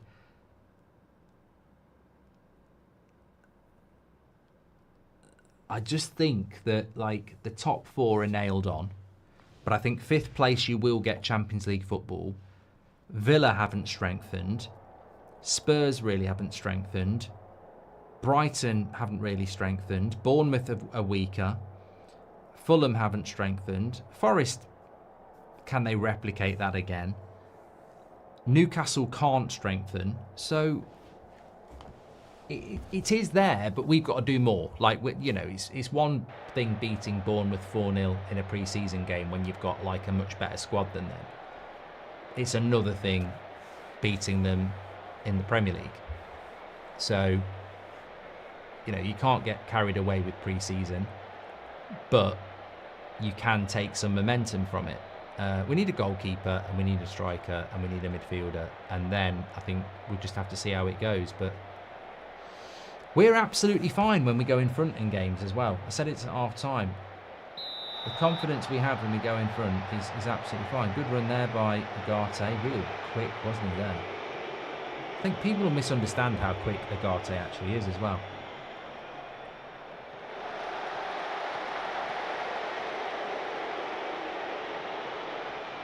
What position's Kone playing in? I can't. Did he come on? I haven't even noticed him. Mainu in the 10, don't see him in the 8 this season, says Kieran. Well, he doesn't want to be in the number 10 because we've got too many. I don't think Kone came on, did he? No, he didn't come on. No. Somebody said that in the chat. Is there a match preview after? There's a reaction. D13. Checking to see if you'll read this or allergic, says Ez Island Boy. Thank you very much, pal. I have said millions of times before on a watch along. Sometimes some get missed, unfortunately. Working from home today, moved meetings around so I can watch the game on the couch, says Peter. Love your work and love the community. Thank you, Peter.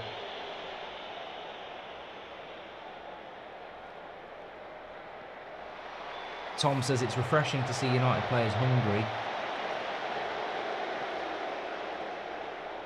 Does Amorim not rate Kone? Well, I don't really understand it, Aidan, because I'd been told that we were going to loan Kone. Then they were like, we're not going to loan him. We see him as part of the first team squad. And then we've not used him for 1 minute. So... Hello, how's it going? I would have thought we would have used him.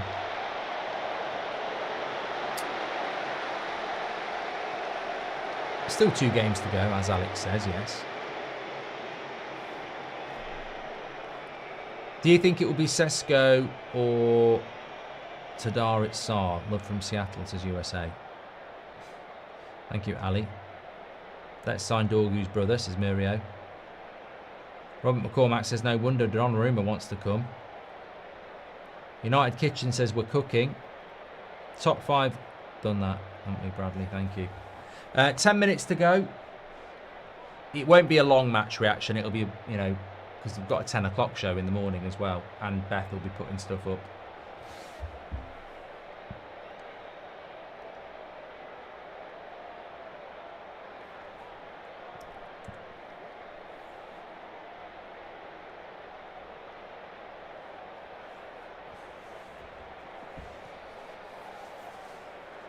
Do you think we can beat Arsenal opening day? Mate, I've been saying this for a long time.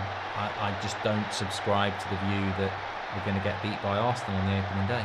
They're better than us. Of course they're better than us. But 75,000 fans, excited about a new season, Premier League opener, you can catch teams cold. If we scored first, we can beat anyone on our day. And I've seen so many teams win the league that lose their first game of the season. So Arsenal are better than us. It doesn't mean we can't beat them on the opening day. And Arsenal fans know that as well. Like, It's very difficult to say opening day we're going to win because we're better than you. It doesn't always work like that. It would be great for us to start off with a win as well, because we are a team about confidence. We're weak mentally, aren't we? We know that. So starting off well is really, really important. Arsenal will be favourites in that game, but I think it's so important that we start well. I don't think it's end of the world. I don't want to lose to Arsenal. I don't think it'll be the end of the world if we do. I don't think our season's over. That's not what we're aspiring to be. But I don't think there's any reason why we couldn't get something.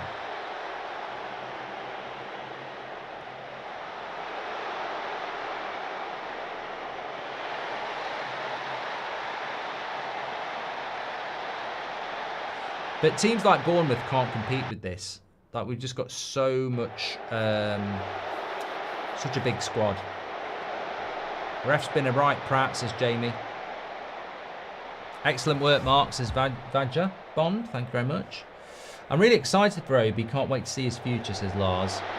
Anana's played well off the pitch tonight, says Love Hate Games. Zeno says Mainoo looks like he's gone back to the slim build again. He looks sharp and lighter. Yeah, good point, Zeno. A lot of people last season were saying he looks a bit slow. Sesko to Man United, Isak to Liverpool, and Newcastle with no striker, says Gareth.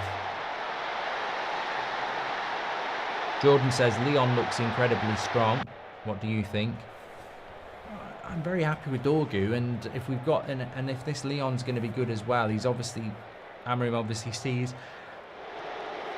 Leon as further forward than Amas, so you know, we've got two good options there, haven't we?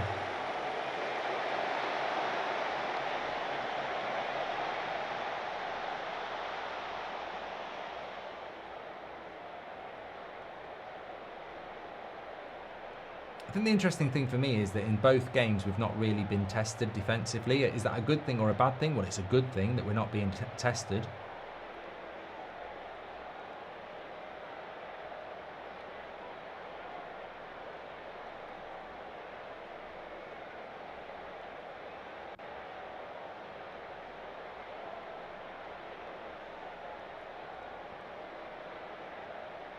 How we doing, Mark? It's the Sky Blue Darts. I'm doing well, pal. Thank you. Thank you very much.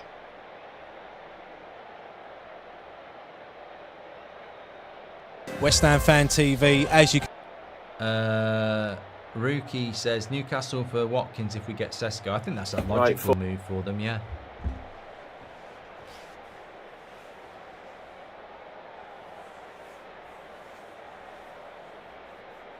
Morgan Gill.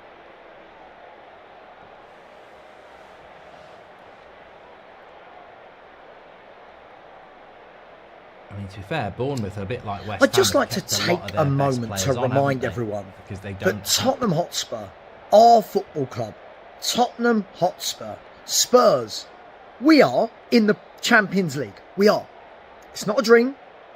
It did happen. Well, there we're was a coming to night the in end. Bilbao, and we did qualify for the Champions League. This is not a false alarm. This is happening. We are in the Champions League. And the reason I say that, and just before I start to talk about the latest transfer rumours for Tottenham Hotspur, these are not ITKs. I don't know anyone. This is me seeing the same news that you lot see. I'm not going to be one of those clickbait people that lies to you that Spurs are in talks for Rodrigo. Shameless YouTubers. That's not me. But what I have seen tonight, and this sounds very much like Tottenham Hotspur. This sounds very, very Spursy.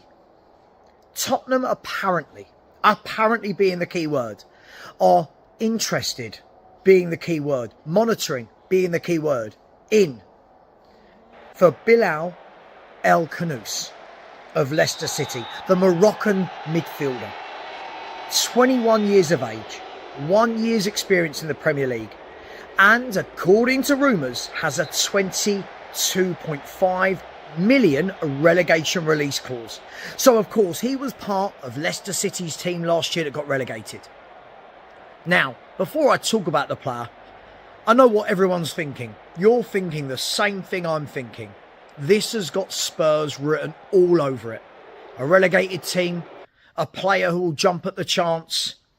and a 22.5 million relegation clause. Daniel Levy, Enoch Levy, Vinay, whoever, it's got Spurs written all over it. The absolute lack of ambition at this football club is soul destroying. It is killing me. It is killing you lot, I'm sure. Now, this might not happen, but everything about this screams, yeah, I can see this happening. Now, the player himself, good, technical, tidy footballer. What could he become? I don't know. He's good, he's decent. But is this what Tottenham qualified for the Champions League for? For Tel, for Danso, for Takai, for El Kanous? Is this what we qualified for? Whilst teams like Newcastle are bidding for Benjamin Sesko, Wissa, Chelsea, City, Arsenal, Liverpool, they're doing what they're doing. We know what they're doing. And I don't expect us to compete with them. And I will repeat that over and over again. But I do expect us to get better than 21-year-olds with 1 year experience in the Premier League who went down with a relegated team. We never seem to go and get the experienced pro. Players like Jack Grealish out there. Players like Paulinho out there. Experienced footballers, even Harvey Elliott, who might only be 1 year older than El Kanous, but started at 16 in the Premier League, so he's got 6-7 years of being a pro in the Premier League and winning titles and trophies for Liverpool. But El Kanous, it's the easier deal, right? It's the easier deal. If there is a release clause, then Leicester won't have any problems in letting him go. Well, this is Spurs, and we did just manage to completely F up a release clause for Morgan Gibbs-White. But the player himself, we know that he favours an attacking midfield position. We know he favours the number 10 role. Can also float in off the left. We know that he's technically good. But I'm asking the question, right now, do we need a 10? Is the 10 what we need? Surely we need an 8. A box-to-box, a Gibbs-White type. Surely we need a 6, a Paulinho type. Surely we need a left winger and a striker. Surely this is not what we need. Surely this is and forgive me, a market opportunity. As always, it's underwhelming at Tottenham. And I don't expect Spurs to be competing for the greatest players in the world. But as I said, the likes of Harvey Elliott, Jack Grealish, Mikatadze. I mean, I could go on and on and on.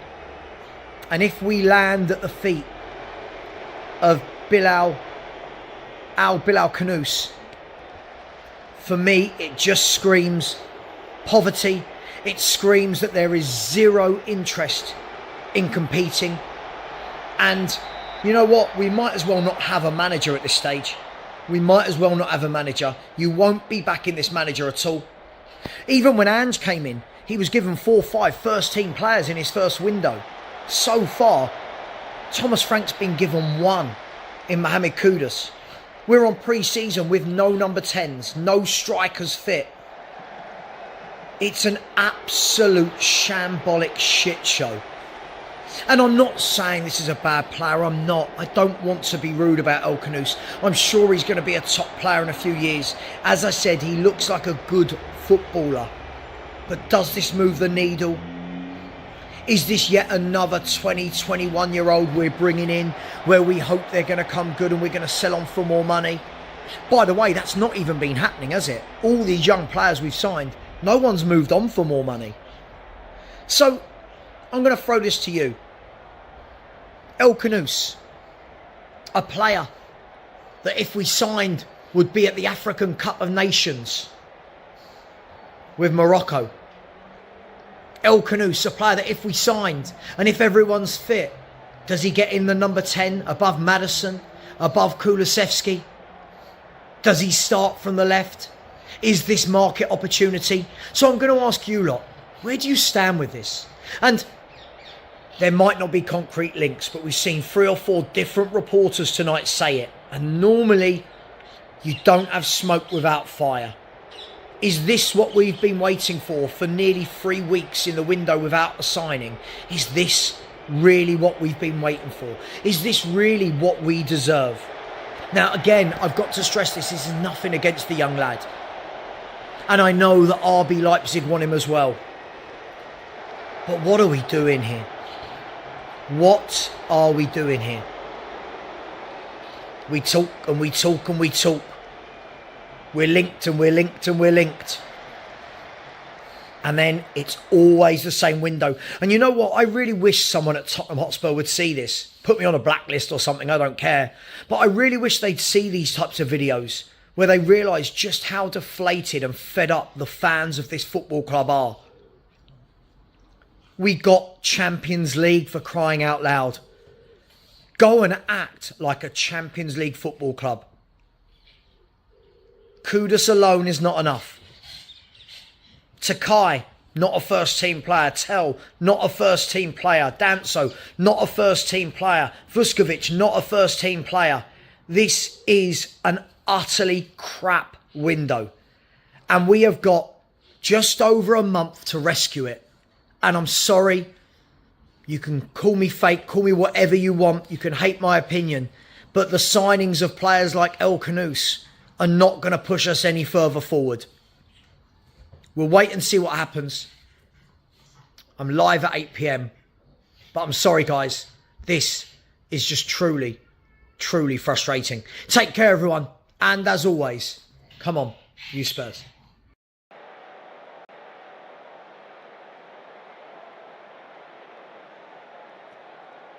It's not so much what the PIF needs to do.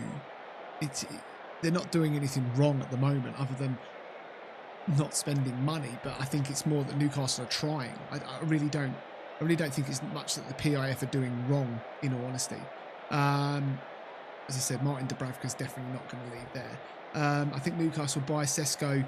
Says Dino, morning to Dean. I think Newcastle buy Sesko, then keep pursuing Samu from Porto. Yeah, maybe.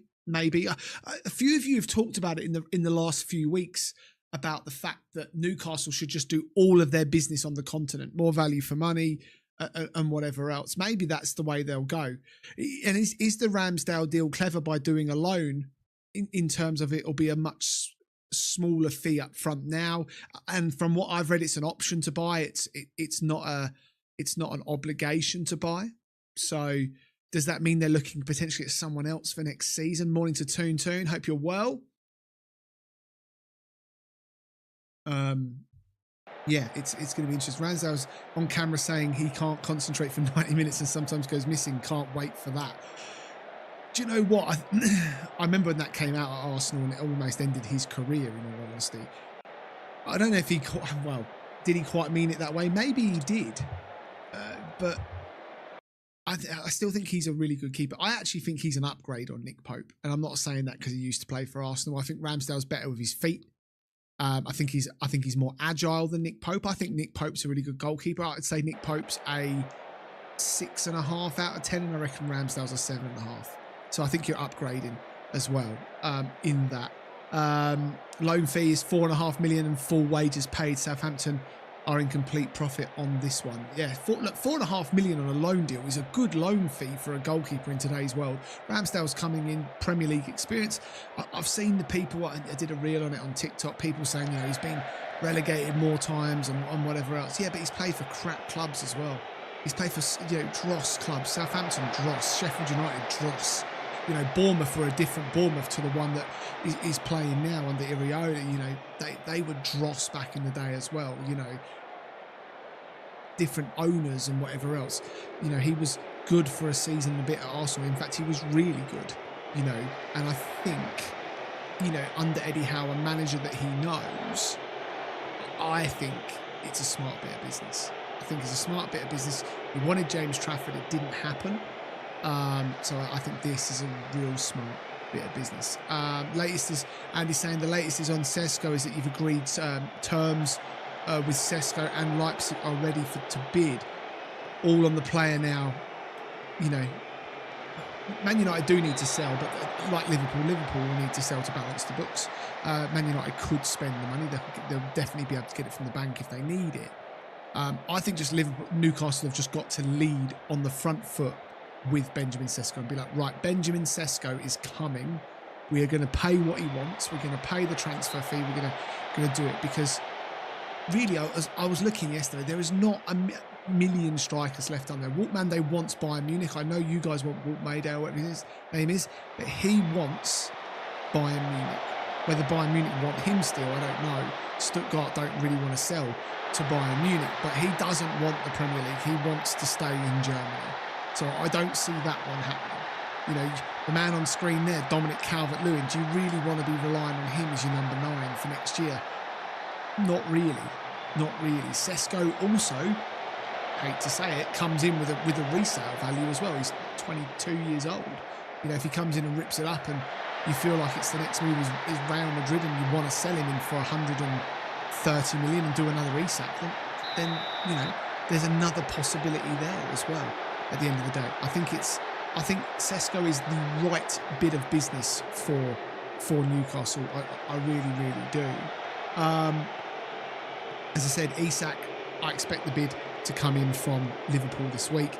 Aaron Ramsdale having his medical, that deal is all but done. He'll be pictured in a Newcastle shirt by the end of today. I would assume. Johan Wissa, this one seems to have gone really quiet. Brentford don't want to budge. They're trying to offer Wissa a new deal, to which Wissa is basically rejecting it, similar to what Isak's done at Newcastle. And it's almost a carbon copy. Wissa wants the Newcastle move as it stands. Newcastle now have got to front the money. I think for Brentford are now softening their approach to the Wissa deal and saying that basically they are open to selling Wissa as long as they can get another forward in. But I think the problem is can they get in a forward that is going to provide the goals and attacking threat that Wissa once bought? And I don't think in this part of the window that they can. I really don't. Not for the quality. They might pick one up from Belgium or France or Germany, Italy, Spain, who might do it, but I don't think it's guaranteed. For example, even though I think this Brentford team is poor next season, I still think Wissa scores 15 goals, whereas I'm not so sure someone who comes in from another country who needs a season to settle in what I think is probably a poor Brentford side is going to actually score the goals that's needed, in honesty. So I think Newcastle might have to up their offer there as well, closer to the £40 million mark, and then Brentford cannot afford to let that go. He's out of contract next summer. You know, that one should happen, I think. And Benjamin Sesko and Wissa in, plus maybe a Dom Calvert-Lewin on a free is really not a bad one. It's really, really not a bad one. I'll come down to you guys in here. Tricky with Wissa. He's gone AWOL. Brentford are digging their heels in unless they can get a replacement. Absolutely. Don't worry about the capital letters, my friend. All good, Andy. MFS says don't sell Isak and fuck up his career and running down his 3-year contract. It's of no benefit to Newcastle to do that. You just pay him. You can fine him a certain amount, 2 weeks' wages for not turning up and stuff like that. You can not pay him for times he's not at the club. Sporting Lisbon did the same with Gyökeres. But ultimately, it doesn't work for clubs. Newcastle are not in a position to just let these players run down their contracts. It doesn't work like that. You've got to get your money. Got to do it. Dusan Vlahovic, another one. Absolutely. He's going to go late in the window. I really do think all the free transfers this year will be right on that transfer deadline day, even in the couple of days after it. I just believe that. Dom Calvert-Lewin won't have a club before the start of the season. Dusan Vlahovic, possibly the same. And it's interesting, Andy, you'd rather have Dusan Vlahovic. Maybe you can tell me why in the chat you'd rather have Dusan Vlahovic. If we weigh it up against the free transfer of Dominic Calvert-Lewin, the injuries last season weren't as bad as what Calvert-Lewin's had in previous seasons. Dom Calvert-Lewin at least knows the Premier League. I'm not so sure Dusan Vlahovic is up for the physicality of the Premier League move. I'd rather have Elliot from ET than the one from Liverpool. If he's any slower, strengthen Sunderland, no end. And I know you guys will talk about the fact that they've got half their squad is going to be at AFCON and whatever else, but Granit Xhaka's a really good signing, and that one's being driven by the chairman. I wonder, obviously the manager was happy to go along with it, but Dreyfus, the chairman, really wanted Granit Xhaka, 32? Is there a potential that being out of the Premier League for the last couple of seasons, playing in the Bundesliga, which is still a very, very, very good league, not quite as quick as the Premier League, is there going to be that issue? The quality of players around Xhaka, could that leave him exposed? Potentially, obviously, he's always now had good players around him, those with legs. Do Sunderland have that to protect Granit Xhaka? That is definitely a question well worth asking. What is it? This one. Hi, it's me. He says Onana 85 plus dementia. We'll have him at Newcastle and add to our other 18 goalkeepers. The one thing that is 100% is that Granit Xhaka will live in Newcastle, but not in Sunderland. Well, I suppose he might do. Don't they all live out in the country somewhere on the farms and whatever else up that way? I'm sure there's some nice, very, very nice areas out that way. Gaz says Andy and Frank Starr, in my opinion, he's going to Liverpool. He's going to Liverpool, in my opinion, says Gaz. Nunez has got 62 GA in 123 games for Liverpool, says Curtis. It's good to say we don't play his style of football. He could do a great job at Newcastle. He certainly could. The one thing that maybe gives him an edge even over Sesko is that he's got Premier League experience. And he does have purple patches, much like the colour on my screen at the moment. And he can score good goals. Certainly can score good goals. He would cost less than Benjamin Sesko as well. Wages wise, it'd probably be similar. The package overall, but though, would be less. I wouldn't rule it out. Apparently, we started a goalkeeper sanctuary next to the donkey one in Gosforth, says Andy. You've got a lot of goalkeepers. Who was it that came on the other day in the Arsenal game? Was it John Ruddy you've got there as well? My God, he's been around forever. He had hair like me once upon a time. I look a little bit like John Ruddy. Craig says they live in Wynyard Hall in Durham or Darras Hall near Pontyland. Don't know where any of those are. Haven't been in the UK for such a long time. But yeah, look, it definitely could be. Eddie collecting keepers for when he starts his zoo, says Craig. Yeah, he did score. Didn't Darwin Núñez score an absolutely cracking goal against Newcastle? I seem to remember he did. Will Ramsdale be what Howe needs feet-wise? Pope cost us many opportunities in the back. Absolutely, Guitar News. Hope you're well, my friend. Thanks for the comment earlier on the reel as well on the YouTube Shorts. I think this is all about the evolution of the goalkeeper. There's a few of them. David De Gea was one. Pope is definitely another. They can play with their feet, but they're not comfortable to play under pressure inside the 6-yard box, where keepers go, they are 2 yards off their line and then they roll it to the left back or they do a step over or whatever else. I remember Petr Cech doing it at Arsenal when Emery came in and Cech was asked to do it, and it literally looked like Bambi on ice. Like, it was so uncomfortable to do it. So I think it is about the evolution of Newcastle. And I don't think Nick Pope stays. Why would Nick Pope be happy to play number 2 to Aaron Ramsdale? I just don't see it. You still get 10, 11, 12 million for Nick Pope. You get the wages off the books. You get rid of a keeper from the donkey farm, as you guys have just put down in the chat as well. So yeah, why don't you just get rid of him for sure? For sure, Núñez would make a profit for Newcastle going to Saudi in a few years. Ramsdale has many errors as Pope. Even with his feet, he looks better because Pope's 9-foot frame makes him look awkward. I am the same height as Nick Pope. I just have to sit down low on my podcast screen. But I played goalkeeper once upon a time. Played at Villa Park, got man of the match. But yeah, played a little bit of football. But yeah, field a goal back in the day. No one liked a penalty shootout against me because I was the cat. I could get even down into the bottom corner. But yeah, Granit Xhaka, Ollie Watkins, Donnarumma. There's so much going on. And Craig, you talked about it in the chat as well. And I'm quickly going to plug this. Before I do, I'm going to plug this up on the screen here. Who hasn't joined the fantasy football yet? Footy Social Club.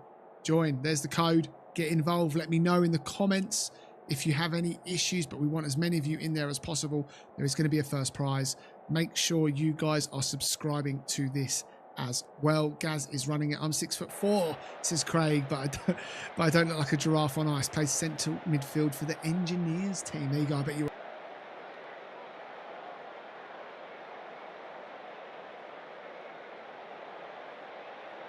Will, we're coming to the end of this trip out here in Spain. How's it been for you and your coaches? Yeah, really good. In a way that you just get to spend so much time with everyone, whether that be staff, whether that be players, or even sort of people around the team itself. But you also get a real opportunity to work like intense sort of stuff and on a regular basis. And you're just sort of in in your own cocoon. You can do a lot of things, talk about a lot of detail. So it's always useful getting away. And we've tried to make the most of sort of every opportunity that we did have to work, and every opportunity that we had to get the lads on the pitch, and balancing that out with making sure we're fresh, making sure we're physically at a point where we want to be after sort of 4 weeks of pre-season. So it's been good, it's been interesting, but on the whole it's been really positive. A bit ironic this now as we sit in the full glare of the sun, but was it nice to have a bit of respite with the rain? Yeah, ginger hair doesn't go very well with full heat, but no, all the conditions have been really good, whether it be the hotel that we've been in, the pitches, the little stadium we played at on Wednesday. We don't want to find excuses. We don't want to have anything to moan about. And to be fair, everything's been, really, really good. So credit to the people that have, sort of set it up, organised it, because it's been spot on, and it's allowed us to, take another few steps in the direction that we're trying to go. You mentioned this briefly, but how important are trips like this for bringing everyone together and creating an environment of togetherness that will be so important for such a long season that we have coming up? It's crucial. You want to create a team. You want to create a bit more than a team even, because we're gonna spend more time together than we do with our own families, which I know my wife isn't best pleased about, but that's just part of the job. So we need to find or create an environment where everyone feels comfortable, where everyone feels good about themselves, but also not overload everyone the whole time and be too intense. So it's getting that balance right, and it's also, I'm new, part of the coaching staff is new, we've got a few new players in. It's also giving us the time and the space to get used to, how people work, how people are, how, people behave on and off the pitch, what, the medical staff needs, what, the logistics need. So it's just having, time together and time to sort of process and get through all those little details, because those details do have a massive impact, further down. And Manchester United 4, Bournemouth 1 in the second US Tour game, and look, convincing win for Manchester United. Lots of positives. I'm also aware that not all of you will have been part of the watch-along, so some of you will be waking up to this, wanting to know what happened. So we'll give a brief summary. Very early goal from Manchester United. Lovely cross from Dorgu. Good movement by Rasmus, 1-0. Soon after that, quick free kick by Mount. Dorgu running through again, gets the shot off. Keeper could do better, 2-0. Into the second half, the rain's pouring down. Bit of a melee in the 6-yard box. Ahmad passes it in for 3. Then Williams comes on and takes it well to make it 4, and then a late own goal from De Ligt, 4-1. But ultimately, a clash of two teams, really. One who last season was very good and one was really bad, and you felt like there were ships passing in the night, really. Bournemouth decimated by players leaving, looking a little bit uncertain about what's coming for them. Manchester United, whatever you want to say about Man United, we have a lot of players that underperform, but we've got a lot of players that look good on paper, and even without Cunha, who we'll talk about in a moment, who didn't play at all, and then Burma, who's not here yet, we're not ready to play yet, hopefully Everton at the weekend. And then you've got people like, we need a goalkeeper, striker and midfielder. We still looked a lot better than Bournemouth. It is pre-season, I'll come back to that in a moment, but you've got to take the positives.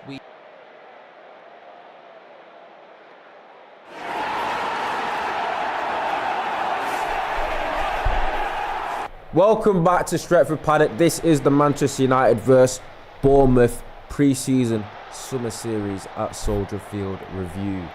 That was a mouthful, wasn't it?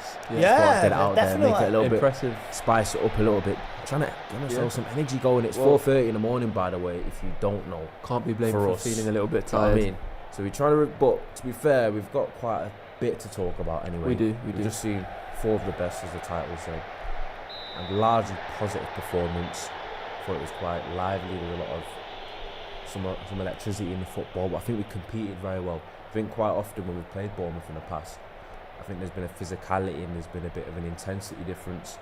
I thought we must flip the script today. I think that was one of the things that impressed me the most, was the way that United competed and how quick we were, how intense we were, and I feel like I thought the positives were there to be seen, especially for this early in pre-season. I think we caught Bournemouth a little bit cold today. And I thought we saw some really good football as well. And then some really good performances. The impact of Dorothy Let's there. kick things off with the first club alphabetically, which is, of course, Birmingham City. Justin, who have you gone for their key player this coming season? I've gone with Tommy Doyle, the new loan signing. I think with Doyle, there's a player there who we know is capable, especially at championship level. I mean, at 23, he's at an age where he needs to kick on as well. And he's perhaps not done that yet in the last couple of years. So a move like this to Birmingham should give him that opportunity. Only started 3 games last season. Only started 11 the season before. So he's got a point to prove as well. He's a very tidy passer and someone who I think will be the link in getting that ball into dangerous areas for teammates to exploit. Set pieces are as good as well. You know, I think he's the player who isn't going to score 10 and assist 10, but he's the guy who plays the pass before the final ball, if that makes sense. He's going to get you dangerous players into dangerous areas, which ultimately is where you want them to be. Yeah, the dictator. That's what he's going to be. And, you know, I've already spoken about how much I rate the Tommy Doyle signing because I picked it as my signing of the summer so far. Whether it will be my actual signing of the summer when the transfer window is, you know, fully gone out, that's another thing. But I rate this signing very, very big because I think it genuinely transforms Birmingham from plucky newcomer to the division, Justin, to a genuine team who are on the lookout for back-to-back promotions, in my eyes. Is that something that's been on your mind as we get closer towards the actual season starting? I think in terms of the type of player he is and also the resource they're committing to him, if you like, obviously there's an option to buy, or an obligation to buy at the end of the season, which will be for a fair whack. If they go but up, actually, I think that is. If they get promoted. But I think, you know, in terms of the type of player he is, you know, Chris Davis has come from that school of coaching where retaining possession is important. I don't think there are too many players in that Birmingham squad currently who have that quality that Tommy Doyle has. Now, I do think it's worth the caveat of saying he's not played a lot of football or as much football as others in the previous 2 years, but don't let that put you off him because, you know, at 23 he's still at an age where there's still, you know, a very high ceiling for him. He's still been playing a lot of football, though, and it's been at the top level. And for him to be, as I said before, the only reason he's not been playing for Wolves is because there are simply better players ahead of him. It's not like he's not good enough for the Premier League. So, yeah, that's how serious a signing that is for Birmingham. But let's go to my key player for the Blue Noses this coming season. I've gone with Christophe Clara.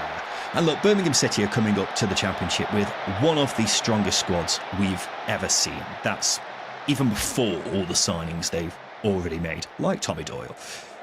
One of the big reasons for them having a seriously strong squad, though, is Christophe Clara. The thing is, with Birmingham, yes, they spent a lot of money, but the difference between them and, let's say, another team who had a lot of money in League One last season, they've got a mix of a lot of money and top quality scouting, and Clara is the best example of that. In my eyes, this guy has been a top-end Championship centre-back who was somehow signed by a League One team.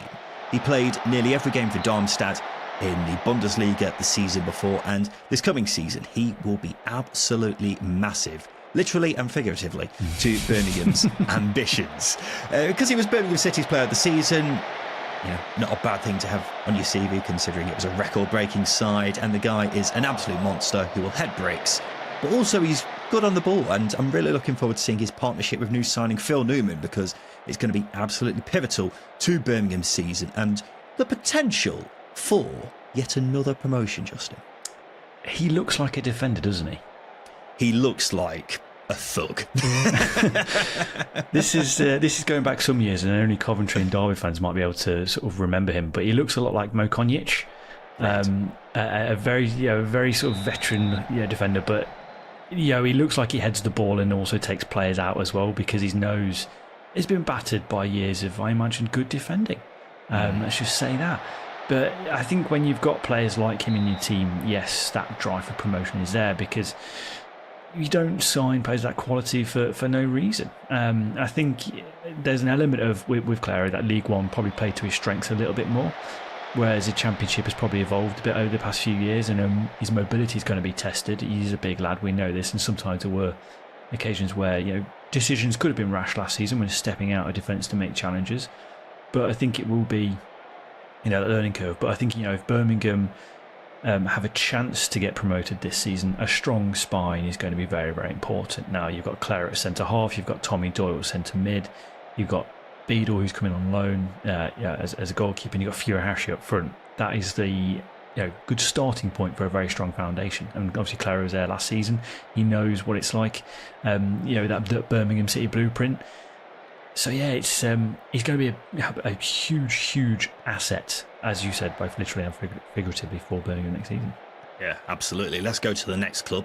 It's Blackburn Rovers. I've gone as my key player, Sean McLaughlin, who's just joined Blackburn from Hull City, a move which I found fairly surprising, actually, especially considering they've got him for just £500,000. Because I rate McLaughlin. He seemed to split opinion at Hull, but I think he was quite underrated. Underlying data-wise, he's very solid, and so I can see this being a classic case of player A being underappreciated by a fan base and then doing well at another club, because he can play at centre-back or left-back. Is he going to be the type of player who wins you promotion? Definitely not. But if you're looking for someone who does the basics, does it well, and will be very handy as the season goes on, McLaughlin's very good value for just £500,000, Justin. A very consistent defender at Hull, a very consistent defender, and he put him alongside a consistent defender in Dom Hyam as well, which again is going to bode well. Blackburn, the bedrock of their success last season was a consistent back line.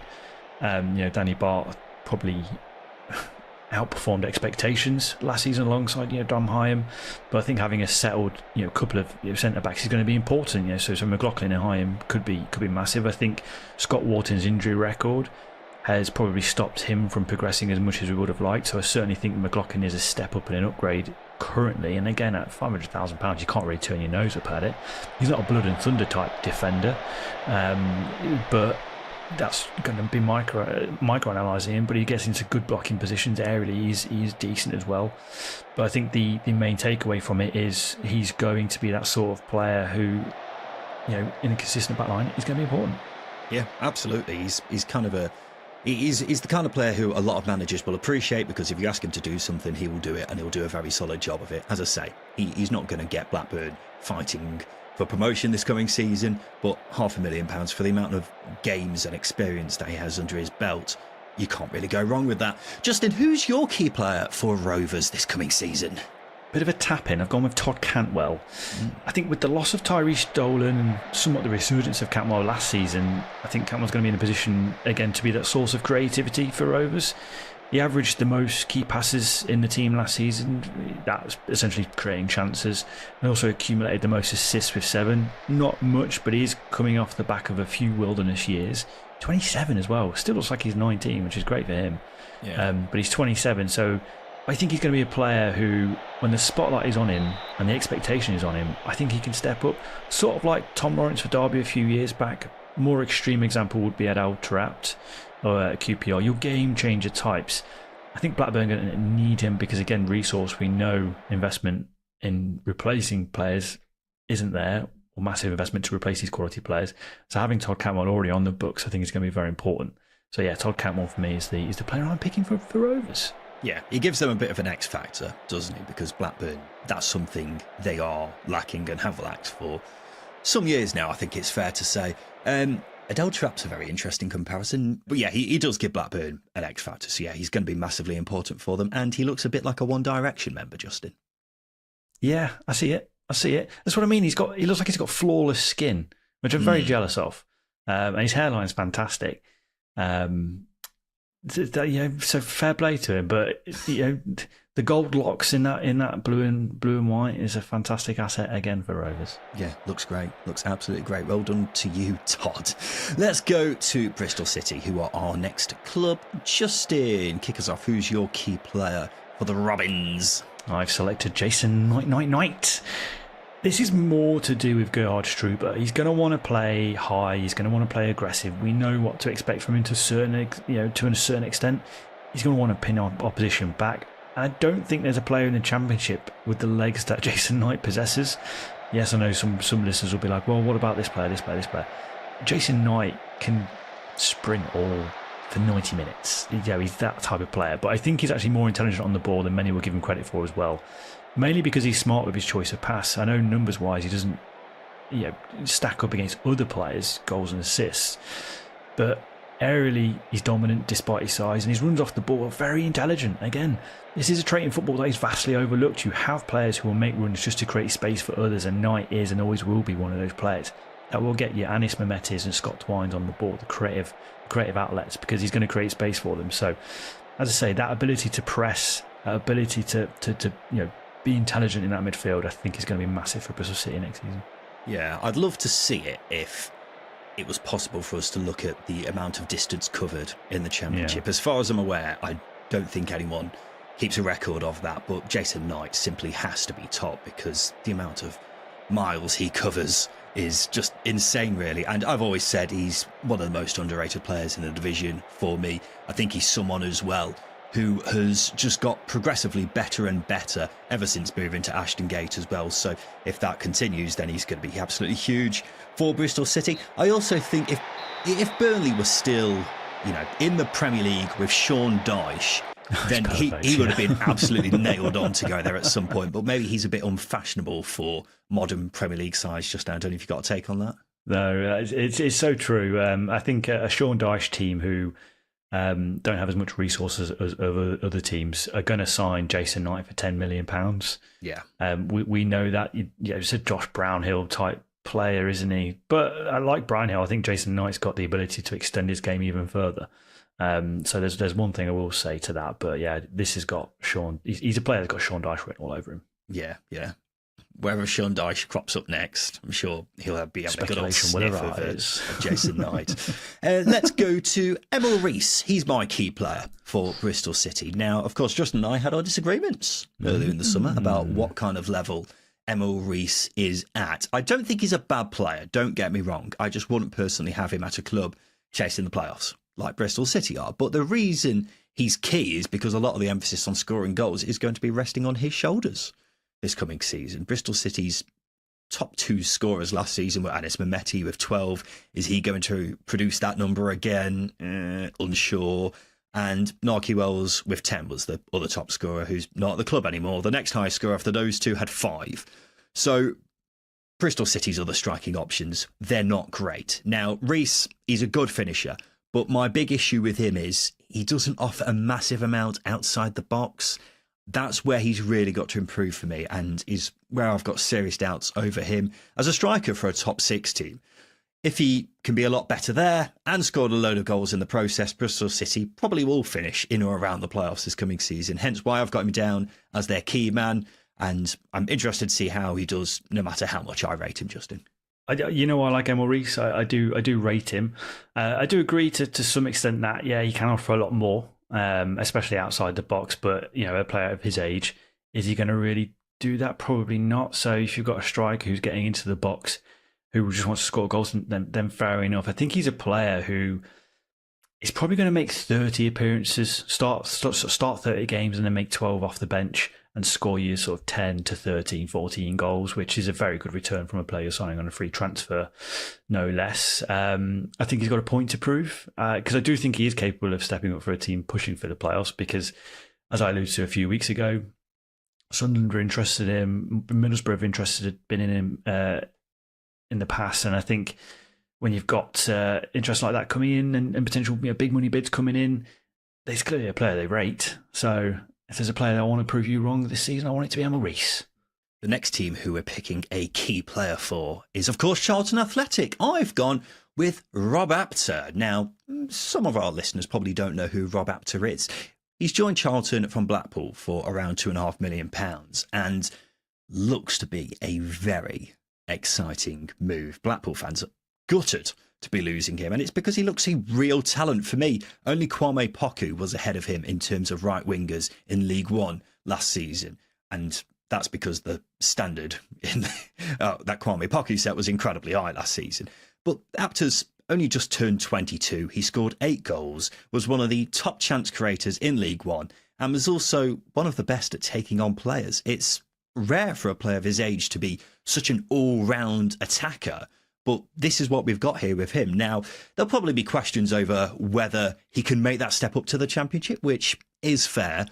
What I would say to that is he's not had any problems at all making the step up previously. Just 3 years ago, he was playing for Bamber Bridge in the 7th tier of English football. Since then, he's gone on to play in the National League North, then the National League, then League 2, and then League 1 last season. It's almost like a bit of a video game with him. Start from the bottom, work your way up. That is what he is doing. But as I say, he was one of the standout attackers in League 1 last season. Considering his age and the progress he's already made in his career, they could very easily make a big profit on him in years to come. So this is signing of the season potential for me, because I think it'll be huge for Charlton going forwards.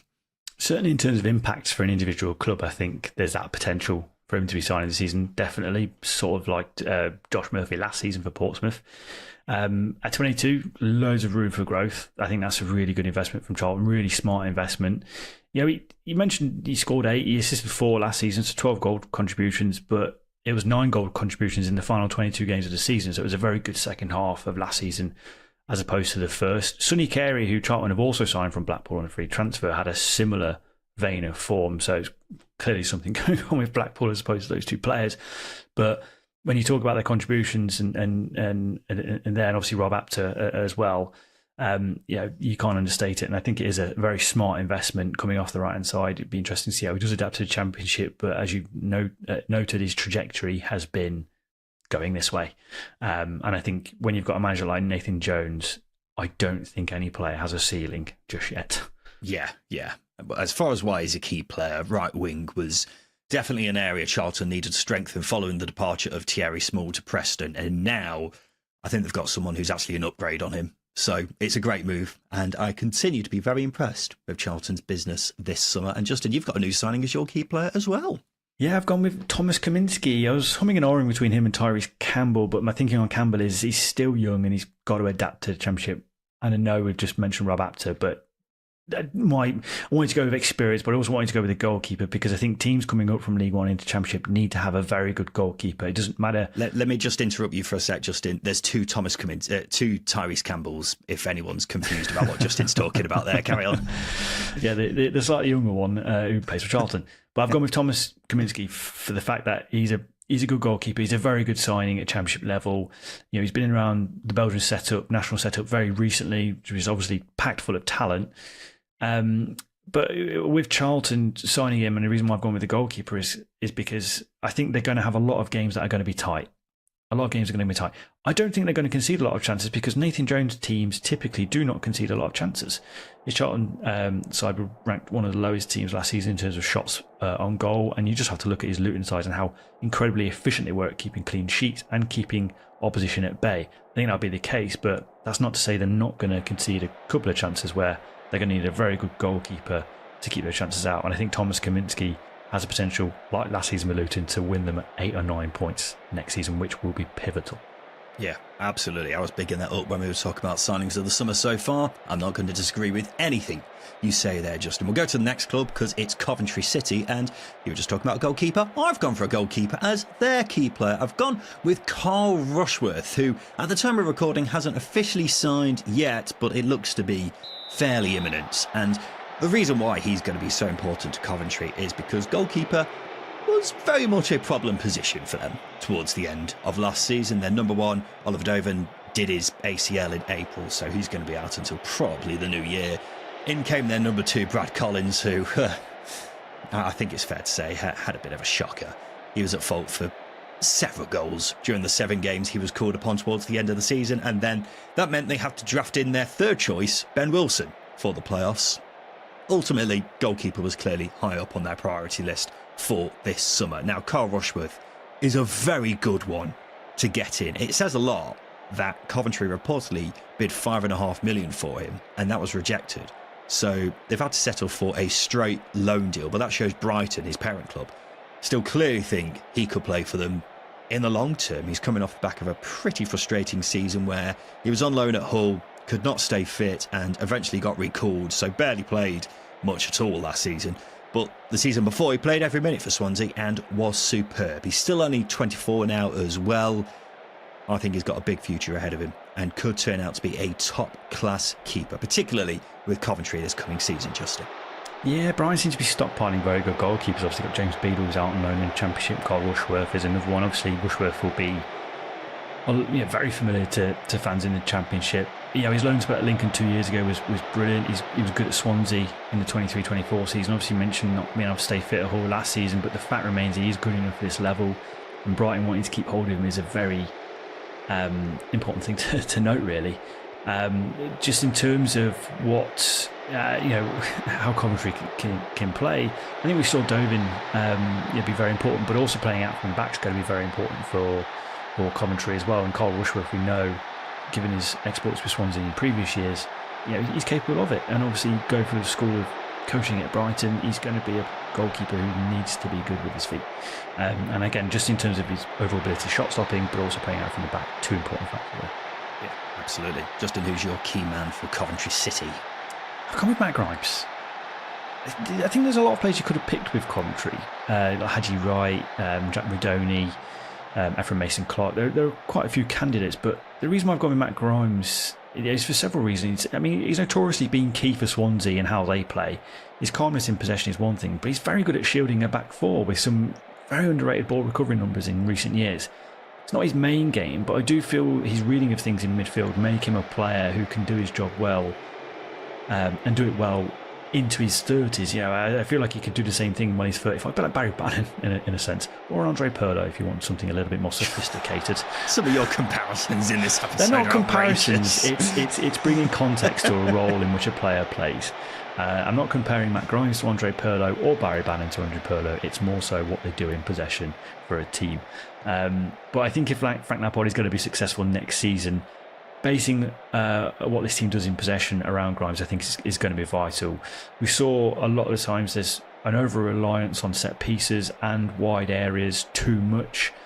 And I think when you've got Matt Grimes, you need to utilise his passing qualities. And if you do that, there are going to be sustained periods of possession in opposition territory. I think that's going to happen, which should surmount to more chances being created. So it's not a criticism of Lampard. You need to play through him if you're going to have success in the team, as we've seen with Swansea in recent years. Yeah. Well, Matt Grimes is Mr. Consistent, isn't he? I think I'm right in saying that since 2018, he's only missed 5 league games in the Championship. Since 2018, Justin. That is astonishing, isn't it? So, yeah, Matt Grimes he's ever present, isn't he, for whoever he's playing for, and Coventry fans, I think, got a glimpse of how important he's going to be for them going forwards last season. And I think that's definitely going to be the case going forwards. Let's go to Derby County. Justin, who is your key player for the Rams? I've gone with Corey Blackett-Taylor. A forgotten man because of his injury record. I think firstly, he's having a very good pre-season. But secondly, I think Derby have not seen what Blackett-Taylor is capable of yet, owing to those injuries. But I do think injuries are down to previous regimes overworking individuals. We'll leave that there. We want to make this a happy podcast, not a miserable one, Paul Warne. But he's a player who likes to run with the ball. We know this. He's a player who lacks fear when it comes to making things happen. When he's confident, he really can deliver. And I think he can be the answer to a lot of Derby's winger problems. And of course, he does need to provide. He needs to step up. We've lacked that visual in recent years. I could have picked Carlton Morris, but he needs supply. And one thing I do like about Blackett-Taylor is his consistency in finding players in the box with his crossing. Again, got to be confident, but I've seen enough of him to be invested in what he can bring to this team next season. Yeah, Derby didn't play with wingers towards the end of the season under John Eustace, and the main reason for that was because Derby didn't have any wingers who were playing very well. And I had spent most of the summer thinking it would be the same again next season, but then pre-season has made me doubt that, because it looks very much like John Eustace wants to go back to playing with wingers like he was at Blackburn, and that does worry me a bit because Derby haven't signed any wingers. So if that is the case, Blackett-Taylor might be playing a fair bit more than many expected this coming year. So, I mean, and to be fair to him, he made a handful of sub-appearances in the dying embers of the Paul Warne days, and he was usually the most encouraging in what was usually a pretty shocking performance as a team. But if Derby are going to be playing with wingers, please sign some. That's what I would say, Justin. Well, they do need depth, absolutely. And obviously, Corey Blackett-Taylor's injury record over the past 18 months since he's been at Derby does make you concerned, but I do genuinely believe that there was an overworking of individuals. Derby's injury record over the past 18 months under Paul Warne has been atrocious. And I think that hopefully will start to change. And if Blackett-Taylor is fit, there's a ready-made winger there who I think is capable of being a very consistent player in the Championship. For my key player at Derby, I'm going to go with Owen Beck, another one who hasn't officially signed at the time of recording, but is expected to move this week, according to reports. But yeah, Owen Beck, another one who worked with John Eustace at Blackburn last season. Derby really seemed to be raiding his old side, but Beck was fantastic at left-back for Blackburn, became a bit of a fan favourite, actually, because he's got loads of energy, loves getting forwards, and he's very solid defensively, considering he's still only 22. Considering Derby's current left-back, Callum Elder, has had his injury problems. They needed to get another one in, so I think this is a very shrewd signing. And the reason I particularly wanted to highlight him as a key player is because of what you were saying, Justin. Creativity is the big thing Derby have to address before the window closes, and he's going to help with that. People are going to point out that he didn't get an assist last season with Blackburn, but the season before with Dundee, he was one of the best chance creators in the Scottish Premiership. So he's going to be huge in numerous ways, I think, Justin, going forwards. Yeah, he was, of course, bit on the back as well by Middleton as Majic last season. Yeah, we did have a message from Spudwave on the second tier Discord saying that's a tasty signing, or at least that's what Middleton as Majic said. It could be. Well, you know, as Majic didn't spit him out after, did he? So he clearly liked him. But yeah, only 23 appearances last season, owing to injury, but he is a player. I think, you know, with certain individuals we can focus too much on end product, especially from adventurous left backs, but it's their ball carrying ability that can also be a huge asset. You know, their ability to get the ball, pick it up, run it 30 yards into opposition area and get your team into a better position than it was 10 seconds ago. Owen Beck has that quality, and they've probably not had that quality in a left back since, I don't know, checks notes, Craig Forsyth 10 years ago. Just a really good ball carrying defender who, you know, John Eustace isn't going to want a player who's not defensively capable. I think that's worth bearing in mind. So I think Owen Beck coming in, I think, would be a very, very tidy signing for Derby. Yeah, absolutely. Justin, we'll have a quick break. After that, we'll go through the team's Hull to Norwich as we pick out a key player for every side in the Champion.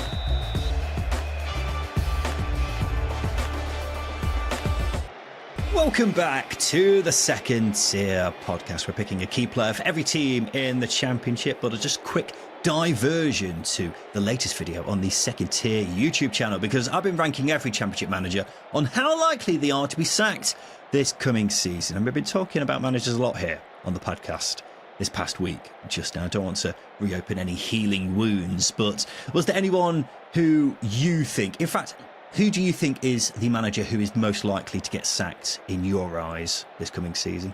You've only got to look at Watford and just say you're only 3 bad games from being sacked as a Watford manager. So Paolo Pezzolano's the first name that springs to my mind.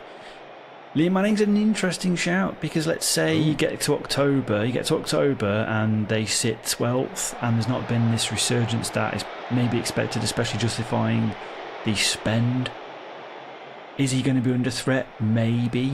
That's an interesting, cog to throw into the old machine, if you like. I don't have any strong feelings just yet, mainly because I think Paolo Pezzolano is going to be under pressure at Watford. Sergej Jikerovic, can Hull afford to sack him? Probably not, but again, based on previous years, he's only going to last 3 months. Yeah, the regime at Hull is sack happy, if you like. So I don't have a strong feeling on a lot of managers, because there's a lot of new ones coming in and there's a lot of expectation with others, but there are 3 names that I'm intrigued about.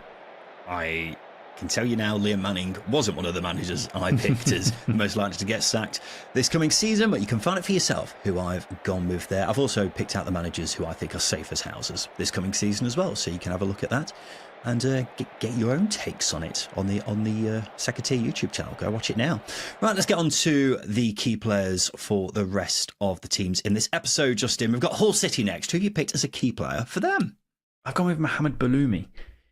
We were robbed last season because of that pesky ACL. I'm so gutted we didn't see more of Baloumi last season. And obviously it depends on him returning. I did see reports that he'll be back on grass towards the end of pre-season, so it might take him some time to get up and running for this new season. But given Hull's current constraints and also unsettled things, unsettled behind the scenes, I don't think there's a player at Hull that has a technical quality that Mohamed Baloumi has. We only saw him for 10 games last season, but he got 4 goal contributions. He was also the highest rated player on Who Scored, despite playing just 10 games. I think missing his ability last season was a huge reason why I think Hull struggled to create. And they probably had to completely rethink their approach in wide areas. I think him coming back into the team, as much of a cliche it is going to feel like a new signing this season. Yeah, I was very, very impressed with Mohamed Baloumi in the first part of the season, even though Hull were pretty terrible last season, and so I'm excited to see him back in action. And I've gone with someone who's in a very similar vein to Baloumi, actually, Justin, because he also suffered a season-ending injury at almost the exact same time. That is Liam Miller. Yeah, Hull had some terrible luck with injuries last season, actually, because both of them suffered season-ending injuries around autumn time. And that really, really knocked him for 6, didn't it? But look, Miller's exactly the same. He was a thrilling player from what we've seen him at championship level so far. He's not back fully training just yet, but I'm led to believe he's not far away. And when he's back fit, he'll be like a new signing, which is useful for a club who are currently under a transfer embargo. But yeah, he looked very bright on the left wing for Hull before his injury. They paid a lot of money for him as well. So, they'll hopefully be seeing some return on that this coming year. Had a very good loan spell at Preston the season before last. He's a brilliant dribbler, very quick, loves cutting in on his right foot, and he can pull off the spectacular on occasion. Hull's big problem last season was scoring goals. They were the lowest scorers in the league. Baloumi on the right, Miller on the left. That will go a long way to improving it, Justin. It would. It just goes to show the situation that Hull are currently in, that they are, especially going forward, probably relying on 2 players who are just coming off the back of ACL injuries, which wouldn't be fair to them, and it's going to put a lot of pressure on them. And hopefully they do come back and they're not rushed into things, because I think post ACL injury, a lot of players suffer a lot of hamstring injuries because of fatigue, etc., and lack of strengthening. But hopefully that's not going to be the case, because these 2 need to be fit, I think, if Hull are going to steer away from being dragged into any sort of relegation fight, as we saw last season. Let's go to the next team in our key player selections, and it's the team who are, of course, the favourites with the bookies to win promotion this coming season, Ipswich Town. And I've gone for their key player as new signing Azor Matusiwa. Now, for those who aren't too aware, Matusiwa is a midfielder who recently signed for £8 million from Rennes. Now, as someone who has already put a fair amount of money on Ipswich to get promoted, I will admit I was getting rather concerned about their midfield. I think Ipswich are pretty stacked in almost every position, but the midfield too was one which I was getting a bit edgy with, particularly following the departure of captain and friend of the show, Sam Morsey. But those concerns I had have certainly been eased by this signing. The underlying data has Matusiwa down as one of the standout ball-winning midfielders in Ligue 1 for the past 4 seasons, firstly with Ram, and then he moved to Rennes for 14 million 18 months ago. He seemed to fall out of favour under the new manager, former Newcastle defender Habib Beye, bizarrely, towards the end of last season. So he's become available, and Ipswich have been able to get him at a cut price, and I think he's exactly what they needed. A brilliant ball winner, but also a very good passer as well. So I think this looks like an excellent move. He's 27, I believe, so it's not like he's someone who's, going to get a big resale value for Ipswich in years to come. He's someone who they've got in to try and get promotion this coming season. And I think he'll be the heartbeat of that Ipswich side. Yeah, I can't possess to know a lot about Matasiwa, but I will agree with you. One area that really needed strengthening was central midfield. Obviously, Sam Morsey wasn't getting older. Massimo Luongo was in there as well. And there was the outgoing loan signings of Calvin Phillips, etc., from last season as well. So it was an area that needed strengthening. And I'll be honest, I'll agree a lot with what you're saying, mainly because you have Ipswich tinted glasses on most of the time. That's a big accusation to make, but okay. But fine. We'll move on to your key player, Justin. Who have you gone with here? It's an old favourite of ours, I believe. It absolutely is. A man who could play for England one day, quoting Ryan Dilks. Leif Davis, I think, will be not what I said. I think he will be vital for two reasons. That's two things in the space of 30 seconds where you've completely misled the audience to my character. Absolutely, new listeners need to know. I think he'll be vital for two reasons: delivery and set piece delivery. So one reason, but two scenarios. But anyway, I don't think we will see the same Ipswich we saw last time they were in the Championship. I think opposition will approach them differently, so I think games will be a little bit tighter than what we saw. There was a lot of chaos. I didn't like it. It gave me a stomachache. Didn't enjoy it. I think edging in those tight games can be done from pinpoint delivery from deeper positions, as well as set pieces. And 34 assists in 3 years tells you what Leif Davis can provide in that context. Yeah, big fan of Leif Davis. Didn't say what you said just a second ago. It's just not true. But yeah, he's obviously going to be huge for Ipswich this coming season. Let's go to Leicester City, and we've gone with someone who I think we're both a fan of here as well as my key players, Abdul Fatawu. Now, anyone who didn't follow Leicester or the Championship too closely the season before last probably doesn't know who Abdul Fatawu is, but he was excellent on loan at Leicester in their promotion season. Actually, a bit of an unsung hero, despite being a teenager for most of it, because he really grew into the season on the right wing, got 13 assists, and then he was signed permanently for around £14 million when they got to the Premier League. And he featured in all of Leicester's first 11 games in the Prem, but then did his ACL and has been out injured since last November. However, during a friendly over the weekend, he made his first appearance back in 8 months. A rare bit of good news for Leicester. And look, so far Leicester haven't signed anyone. I'm not sure that's going to change anytime soon.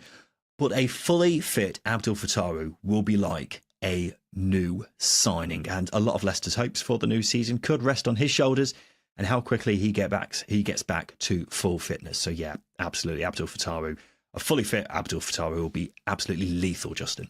Yeah, absolutely. I think he was a difference maker in Leicester getting promoted from the Championship a couple of years ago. I know a lot of people will say, they finished top and they, over the course of the season, Leicester ran away with it in sort of the first half of the season. Then results started to slip a little bit. But Abdul Fatawu, in a tight scenario, in a tight game, really was a difference maker for Leicester in the final third of the season.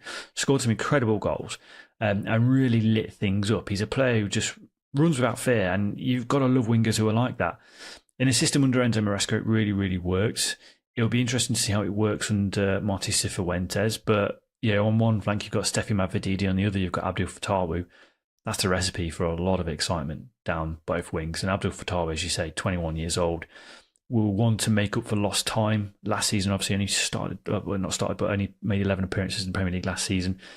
So again, not necessarily got a point to prove, but he's going to want to make up for that time he didn't get on the pitch. Yeah, we were talking earlier, weren't we, about our league table predictions, which we'll be revealing in the next fortnight. Leicester are a really tricky one to nail down because obviously they're an absolute mess off the pitch. But you do look at their squad and go, nice. They've got some bloody good players. So yeah, a really, really tricky one to nail down. And another example of a very good player here, Justin, is the guy you've got as their key player for this coming season. Oliver Skipp. Oh, £20 million he cost last season. I'm just sorry. The reason why I'm getting really excited is because I'm just imagining a double pivot of Harry Winks and Oliver Skipp. Come on, that's nice, right? Well, okay. That's not the reaction I expected. I will skirt my excitement and just tell you why I like him. I've picked Skip because of Cifuentes, another player I've picked because of the manager that is leading them. I think being rigid will be at the forefront of Cifuentes' mind, especially in the initial stage of the season as he gets a feel of his squad. And we know at championship level what Oliver Skip can deliver and the role he can thrive within as well. Ball winning capabilities are well known. Played a key role for Norwich under Daniel Farke a few years back. And that was in a 4-2-3-1, which is why I'm excited about a potential double pivot of Oliver Skip and Harry Winks. That's just the FIFA player within me talking, or the Football Manager player for more educated fellas. But Marty Cifuentes did the same with Sam Field at QPR. Did a great job in a similar role, and I think Cifuentes really values that contribution, whatever system he plays.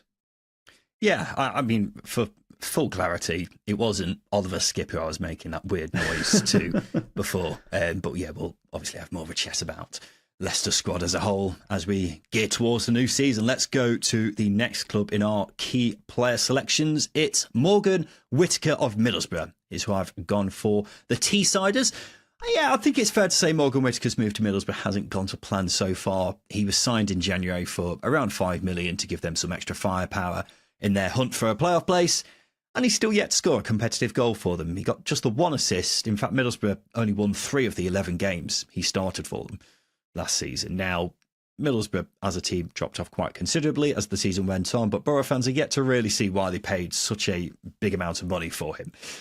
And Middlesbrough are another club who haven't really done much in the transfer window so far. Maybe they think the squad should be good enough to match their expectations for the season. Maybe they're still waiting for players to move on. I've seen them linked with a few players, but it doesn't look like they're going to be lumping money at this coming season. But either way, they've got plenty of players who are going to have to step up. No one has to step up more than Morgan Whittaker, but we know he can do it because he scored 19 in a struggling Plymouth side the season before last. And so this is a big season for him at Borough.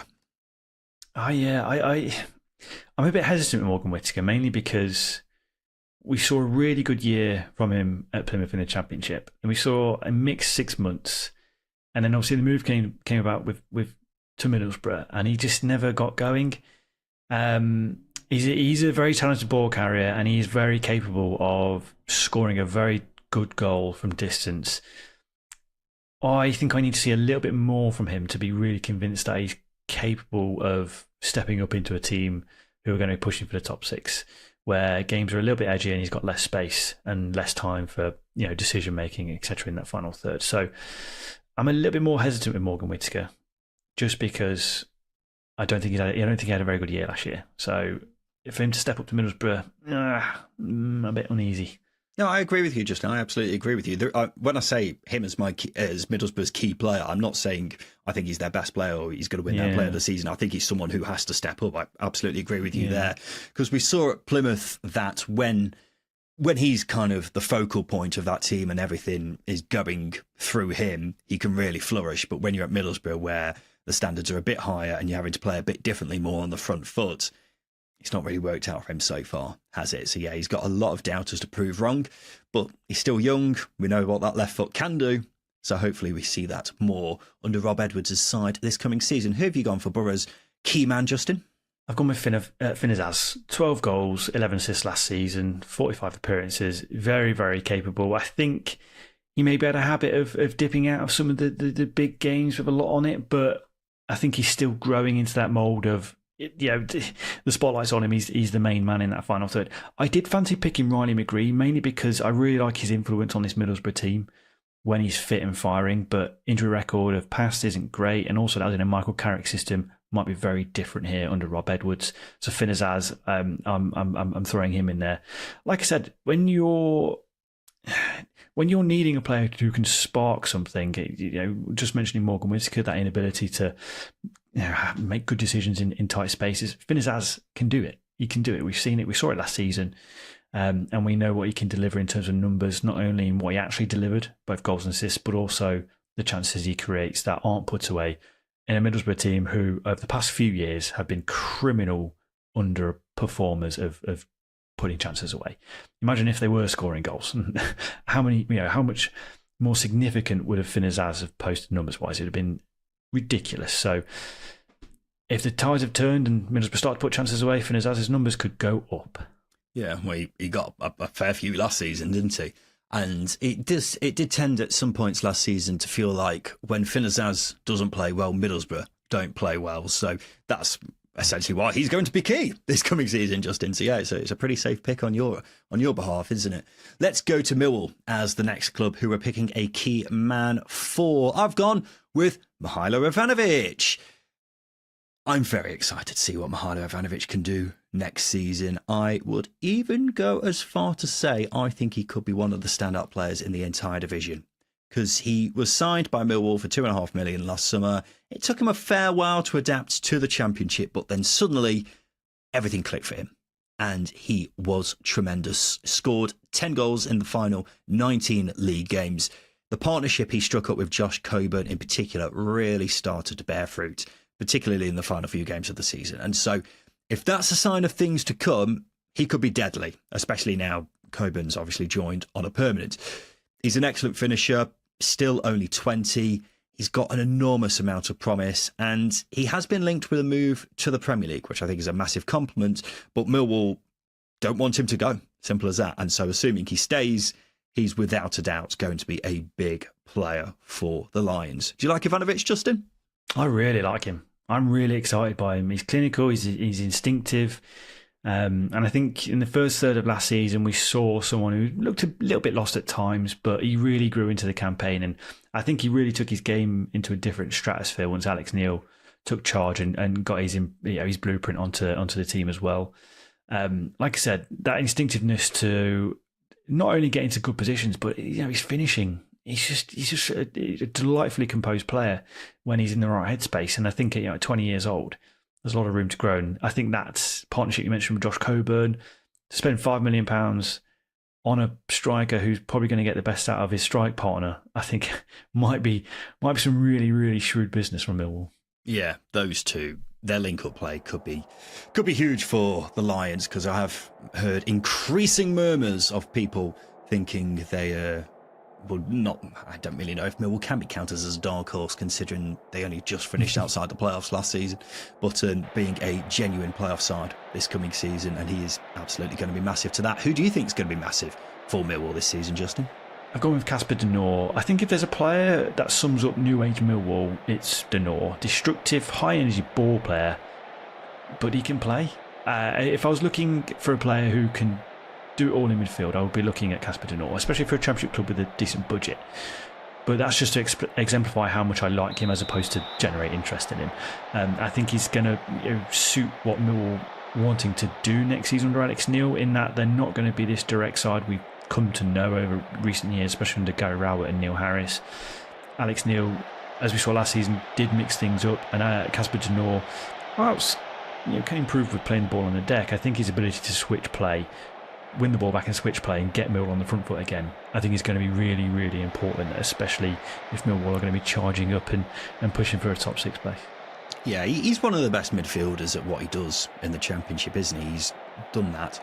He showed that on plenty of times last season, and on plenty of occasions he's been kind of the focal point for Millwall in that midfield. So yeah, I'm a big Casper De Norre fan, and he's obviously going to be huge for them going forwards. We'll do one more team, Justin. It's Norwich City, the Canaries. Who have you got as their key player this coming season? I've gone with Marcelino Nunes. We talk a lot about Josh Sargent being absent and that impacting Norwich last season, but Marcelino Nunes missed a fair chunk of the season as well. There's a player there when you're missing a player of his quality who only made 32 appearances last season. It's going to impact how you set up your midfield. At 25 years old, he's still got room to grow. And I think if you're going to compare him to anyone in that midfield in recent years at Norwich, it's Gab Sara. But there's an all-roundness to Nunes' game. He's highly creative, but he can do the spectacular. He's just a habit of scoring one of the best goals you've ever seen at Championship level. He's that sort of player. And amongst all the uncertainty of Norwich's recruitment strategy, Nunes is a player we know can deliver. Just needs to stay fit. Yeah, in the final third, he's one of the best. midfielders in the division. I love watching Marcelino Núñez play. And I think you're absolutely right, Justin, to highlight, how, considering we know about the star power that Sargent and Saïns provided last season, we talked about that a hell of a lot, didn't we?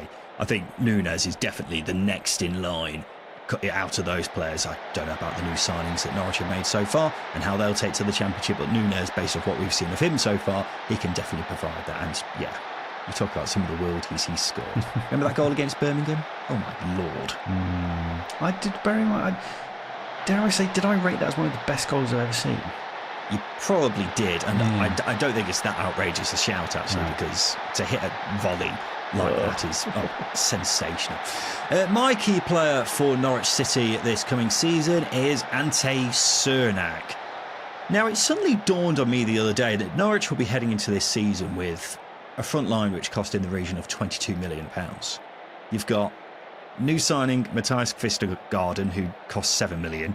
You've got Matej Jurasek, who cost £6 million last January, but was barely played. However, the most expensive of the lot is Ante Cernak, who cost £9 million last summer, and we're yet to really see a decent return on that. 7 goals, 4 assists, a terrible tally. But when you've cost £9 million, the expectation is a lot higher, and in the second half of last season, he spent a lot of time on the bench. So he's got a long way to go before he pays back the money spent on him. But look, he's had a year to bed himself in now. He's got a new manager. It's a fresh start for him. And if everything clicks, he could be frightening. If it doesn't, then we may be opening up the conversation involving the word flop. So a huge season for him where he has to deliver, I think, Justin.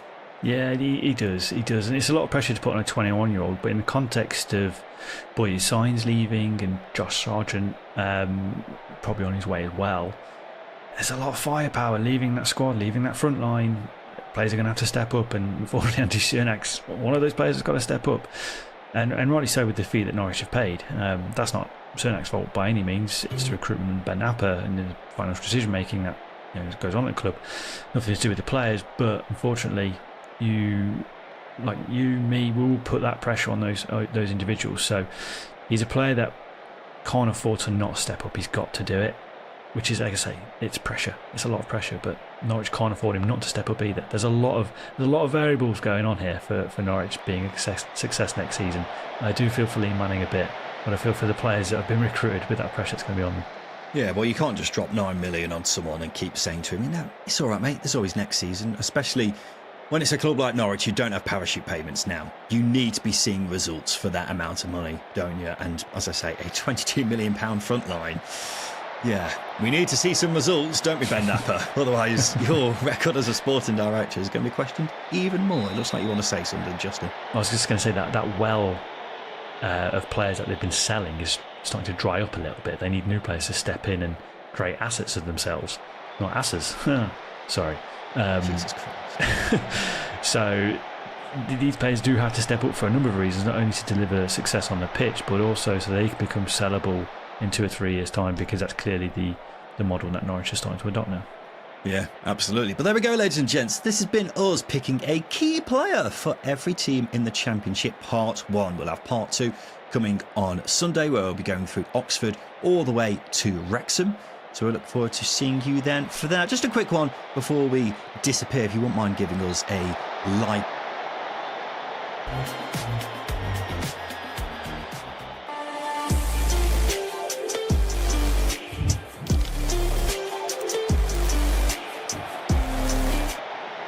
Now then, people, welcome back to the Just Your Football Show and what will become a weekly segment, the Wed and White.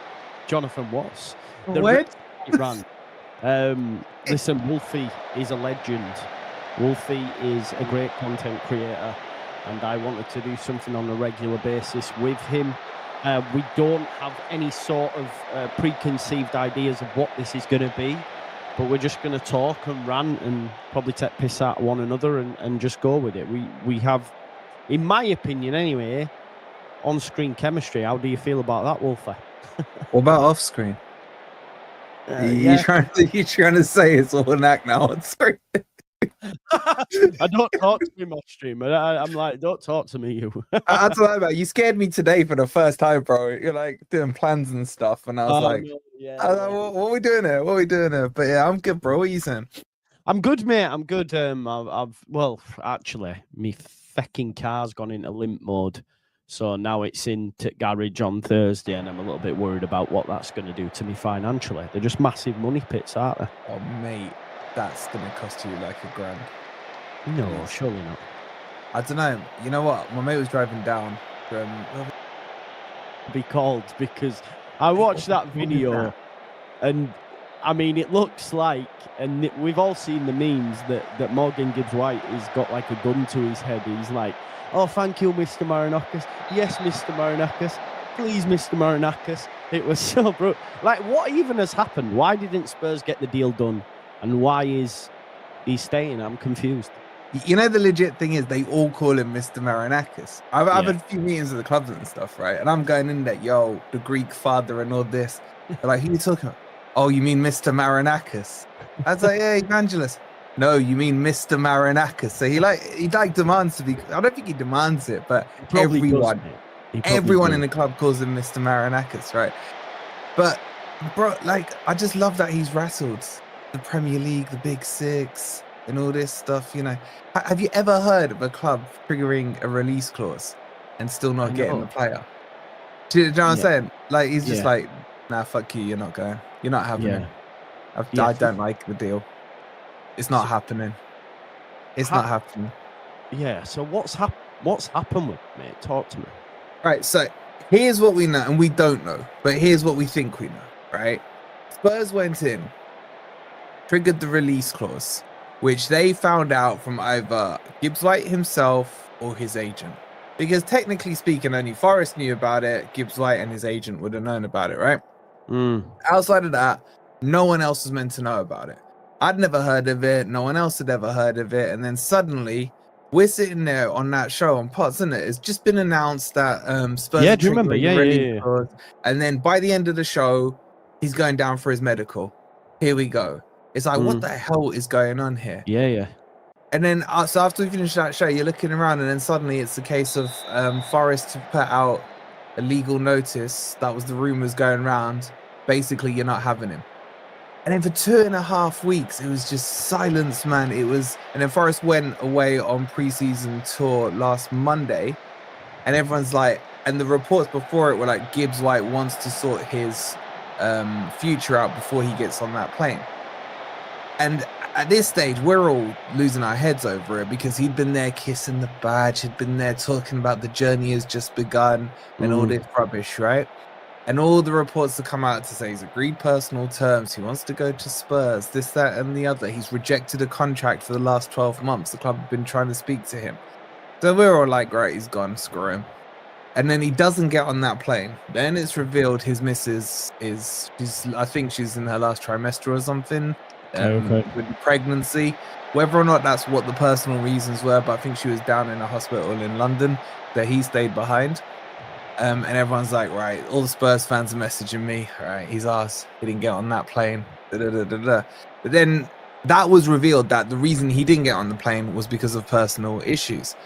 And then Thursday he joins the team, and on Saturday he's there standing with the Greek father. Sorry, Mr. Marinakis. Yeah, Mr. Marinakis. Mr. Marinakis. Apparently, Spurs fans had even counted how many times in 45 seconds he said Mr. Marinakis. It's weird. And he signed the contract, removed the release clause with no gentleman's agreement to go next year. Okay. And it's like, how? Only Marinakis can do that. So I was on Potts' channel with you. And you said you weren't that fussed, if I remember right. I'm still not. So has that changed? No. I'm not that fussed with him, bro. Like, what I say about him, he's my Bruno Fernandes. Right? Okay. You know how Bruno's always the highlights reel of the United games? He'll score the goals, the penalties, and whatever. It's a bit like Morgan Gibbs-White. If you watch Match of the Day, he looks fantastic on it. But he can be frustrating as well. If you watch a whole Forest match, he'll blaze the ball over the net, over the bar. If he's taking corners, he hits the first man. All these things. There's a lot of frustrations, not because he's rubbish, but because if he did less, he would do more. And I can see way more potential in him. I also think his first 2 years at Forest were better than his year last year. And I want to see Forest move into a 3-man midfield. That's the main reason for me. With him there, he always likes to play in the 10. I think you could put him in an 8 and he would be even better. But I just think we need a 3-man midfield. Last year, we got overrun too many times in that midfield. And I just think a third body. So with him going, my thought process was, all right, bring in an 8, another 8, go 3 across the middle, play 4-3-3, and we'll actually look better as a team. But with him being there, I don't think they're going to change that. I think we still play 4-2-3-1. I'm not saying he needs to leave now, but I still don't expect him to be there this time next summer. Even though there's no Denzel Negreira, I think he still goes, bro. Yeah. Like, come on. If some money now though, if he's on a new contract as well. Yeah, 150, isn't he? 150 a week apparently. I thought you were going to say 150 million. Then I was going to say you're right. No. Wage wise, he's gone from 60 to 150. It's a lot, isn't it? A lot of money, yeah. But yeah, he's a good player. Maybe he kicks on and he improves those elements of his games. I'm not too fussed. If he stays, what do you make to? I've seen you being linked to Adama Traore, mate. You can't be happy with that. Fuck him, bro. Fuck him. I don't want him. Yeah, I wouldn't either. You wouldn't take him? No, serious. Yeah, that's one Thank play. you. That's how you know it. Finally, I've been asking you everyone, and we finally find a name that you say no to, right? Yet the majority of the Forest fans would take him. I don't get it. I don't get it. The man don't even start for Fulham. Yeah, exactly. Yeah, he's not for me. He's he's very similar to Dan James, although Dan James improved last year in the Championship. We'll see what he's about in the Prem, but he's very similar in that respect. It's all pace. And you do wonder if they didn't have the pace, would they actually be footballers? Do you know what I mean? Like exactly. But what he's got on Dan James is physique as well. And everyone's like, oh, you wouldn't want to come up against him. Yeah. And also he had 2 good games last year, both against Nico Williams, both against Forest. And he actually looked decent. Like he could even cross in those games. He had some shots. I think he might have scored, so I can't remember. But every Forest fan is basing it on those 2 games. Yeah, I've seen this guy play for years. He has every attribute to be next level. But I think he's shit. And then everyone's like, okay, well, I'll bring him in as backup. Right, guys, we're going into a European campaign. If it was like 3 years ago, we'd just been promoted. You've got, because he's 29 now, you're talking about a 26-year-old back then. Fine, I get it. But just watch him play. Watch him play and tell me. Yeah, exactly. You know what I mean? It's not it. He's not great. Aaron I just can't believe you said no. Yeah, well, this is the thing. Aaron said, so you take Josh Sargent, but Adama is where you draw the line. But I think my thing is with that, Aaron, right? As a footballer, without his pace, he hasn't got much. His final ball's terrible. His efforts at goal are terrible. I don't know what his numbers are, but they're never great. Josh Sargent would score goals, right? Like, at least he would contribute something. All Adama does is just run at pace, and he comes on late in games, which maybe it'll suit your style. I don't know, Wolfie, because that's what you tended to do. But if you're going from Elanga to Traore, it's not a great trade-off, is it? I never thought Elanga's football IQ was that high, right? Okay. But Elanga had a really good season last year, even though I wasn't his biggest fan. But he had these purple patches where he's next level.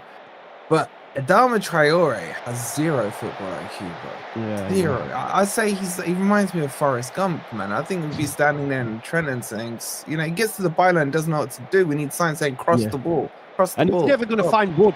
He's never going to find Wood. It'll be behind him, in front of him, fucking ballooned out. So I'm saying, he can't cross. He can't shoot. But he's like, you know what it is? Someone said this to me the other day, and I agree with them. People rate him because of FIFA. Right, he got these special cards on FIFA, 5-star, 5-star skills as well. They made him into a striker, converted his position. And I just watch him play. That's not what we need, man. We're going into European campaign. Bloody hell. Exactly. I can't believe you wouldn't take him, bro. No, serious. I've been asking you for like 5 weeks. I've chucked some real shit at you. You said yes every time. No, but you said like players like, I don't know. You said Fabio Vieira. You would take Toffolo or whatever. Toffolo I would have taken as a backup left back. 100%. You know what? I think he'd do well for you. Yeah, we've got Sam Byram, so like he's better than that. So yeah, like Shaishi says, he's a Spanish Sam James. Yes, I agree. Yeah, I'm liking the keeper you got, by the way. Yes, very good buy. We lost out on Paixão though, didn't I? I was giving it big licks. Funny, man, you told me that was a done deal, man. We're not about it done. How did you? What happened there? Well, I saw the tweets and stuff, but oh mate, I think he always wanted them, didn't he? So as soon as they matched our offer, then he went there, man. 95%, like Harry said. I was 95%. I was 95%. Now off screen, he was saying like 110. No, I wasn't, man. Or do you reckon he used you? Well, I think the club did, to get Marseille to get up to, because they bid 16, then 26. I think we went in with 30 plus with 35 add-ons, and then they matched it eventually, and he went there. Like within 24 hours, he was there as soon as they matched it. So it is what it is. So how does that impact your master plan of finishing in a Conference League position? Because you were like using him as like that kind of linchpin, you know what I'm saying? And like, has that changed what you're thinking now? You still going to do Conference League, or what are you saying now? Well, I'll wait till we get the next left winger linked. I don't know who that is yet. We're being linked to that Jota Silva at your place, but I think it's bullshit. Well, you don't want. No, exactly. No. Yeah, he is linked with you and Roma and Atalanta, I think. As well, yeah. But it's from that Ekram corner, and he's full of shit. But I think what's happened is, as soon as Paixão, right, the deal done, all of a sudden we're being linked to loads of players again, and you just know it's journalists and agents just trying to jump on it, because there's a gap there now. But yeah, I'm not sure, but it's not great, mate. Before we speak about your European campaign, what about Leeds, Sunderland, Burnley? Be honest, do you give any of them any chance? What about Sunderland? They've just signed Xhaka. That's a good buy for them at where they are. Buy, It is very good. I don't know, man. I think I said this. Were to you you the last newly promoted team to stay up? Yeah, all three of us stayed up. Yeah, all three. Fulham, you, and who else was it? Bournemouth. Bournemouth. Yeah, hopefully they go down this year. I don't know, bro. Like, it's really tough because I saw last year everyone was trying to build the fairy tale story around Ipswich. Which absolutely flopped. Year before it was Luton. Year before that, well, they all wanted Forest down. To be honest, I don't know why we didn't get a fairy tale attachment to us, but it is what it is. Because you cheated, man. You cheat, man. We got a speeding ticket, bro. You got a couple of points on the license, you move on, man. It's not on your criminal record, right? But I just think the gap feels like it's big, and you have to spend heavy, big time heavy to stay up. I just think they're trying to turn Sunderland into the Ipswich of last year. I'm still not convinced they stay up. Really? Xhaka's a good signing. Yeah, he is great. How old is he now? He must be 32, something like that. Yeah, he's getting on. Isn't he? Yeah, he definitely his legs still there. I don't know. Is he going to be working that hard? It's not like he's in the Arsenal team now, where they're on the front foot and he can be quite comfortable for most of the game. You know what I'm saying? He's going to be in a team that's going to be more likely than not down the other end of the pitch. Definitely, I think they got a decent couple of players that they've come up with. They kept Rigg, haven't they? I rate him a lot. Yeah, Chris Rigg, good player. Yeah, it'd be good to see what he does in the Premier League. But I think Burnley, I don't know what Burnley have done in terms of the window, but you expect Kyle Walker, mate. Kyle Walker's there, Mark. Kyle Walker. I mean, Burnley do good reveals. That's what they do. You know what I'm saying? They're good on socials, aren't they? Yeah, he did the what's his face? The Hello song. Lionel Richie. That was the Kyle Walker one, isn't it? Oh, not I'll have to check it out. I think that's how they did it. But I expect Burnley to go back down. I think where this season is different to the previous two that you've missed out on is I think there is some proper shit teams in the Premier League now. Exactly. Brentford are not. Yeah. They're going to lose Visser as well. He's refusing to train, right? Yeah, he's done. Once they refuse to train, it's tough. Unless you send Marinakis in, you ain't turning that back round. You know what I'm saying? Exactly. Newcastle need to say, Marinakis, can you sort Isak out for us? Isak, yeah, Pete's asked me if you could borrow it. They put in the rep. I just think Who do I want to go down and who I think are going down are two different answers. I think I want Bournemouth down, United and Spurs. That would be not United as in Man United. That would be the perfect three. Yeah, but the teams I think they're in trouble are West Ham.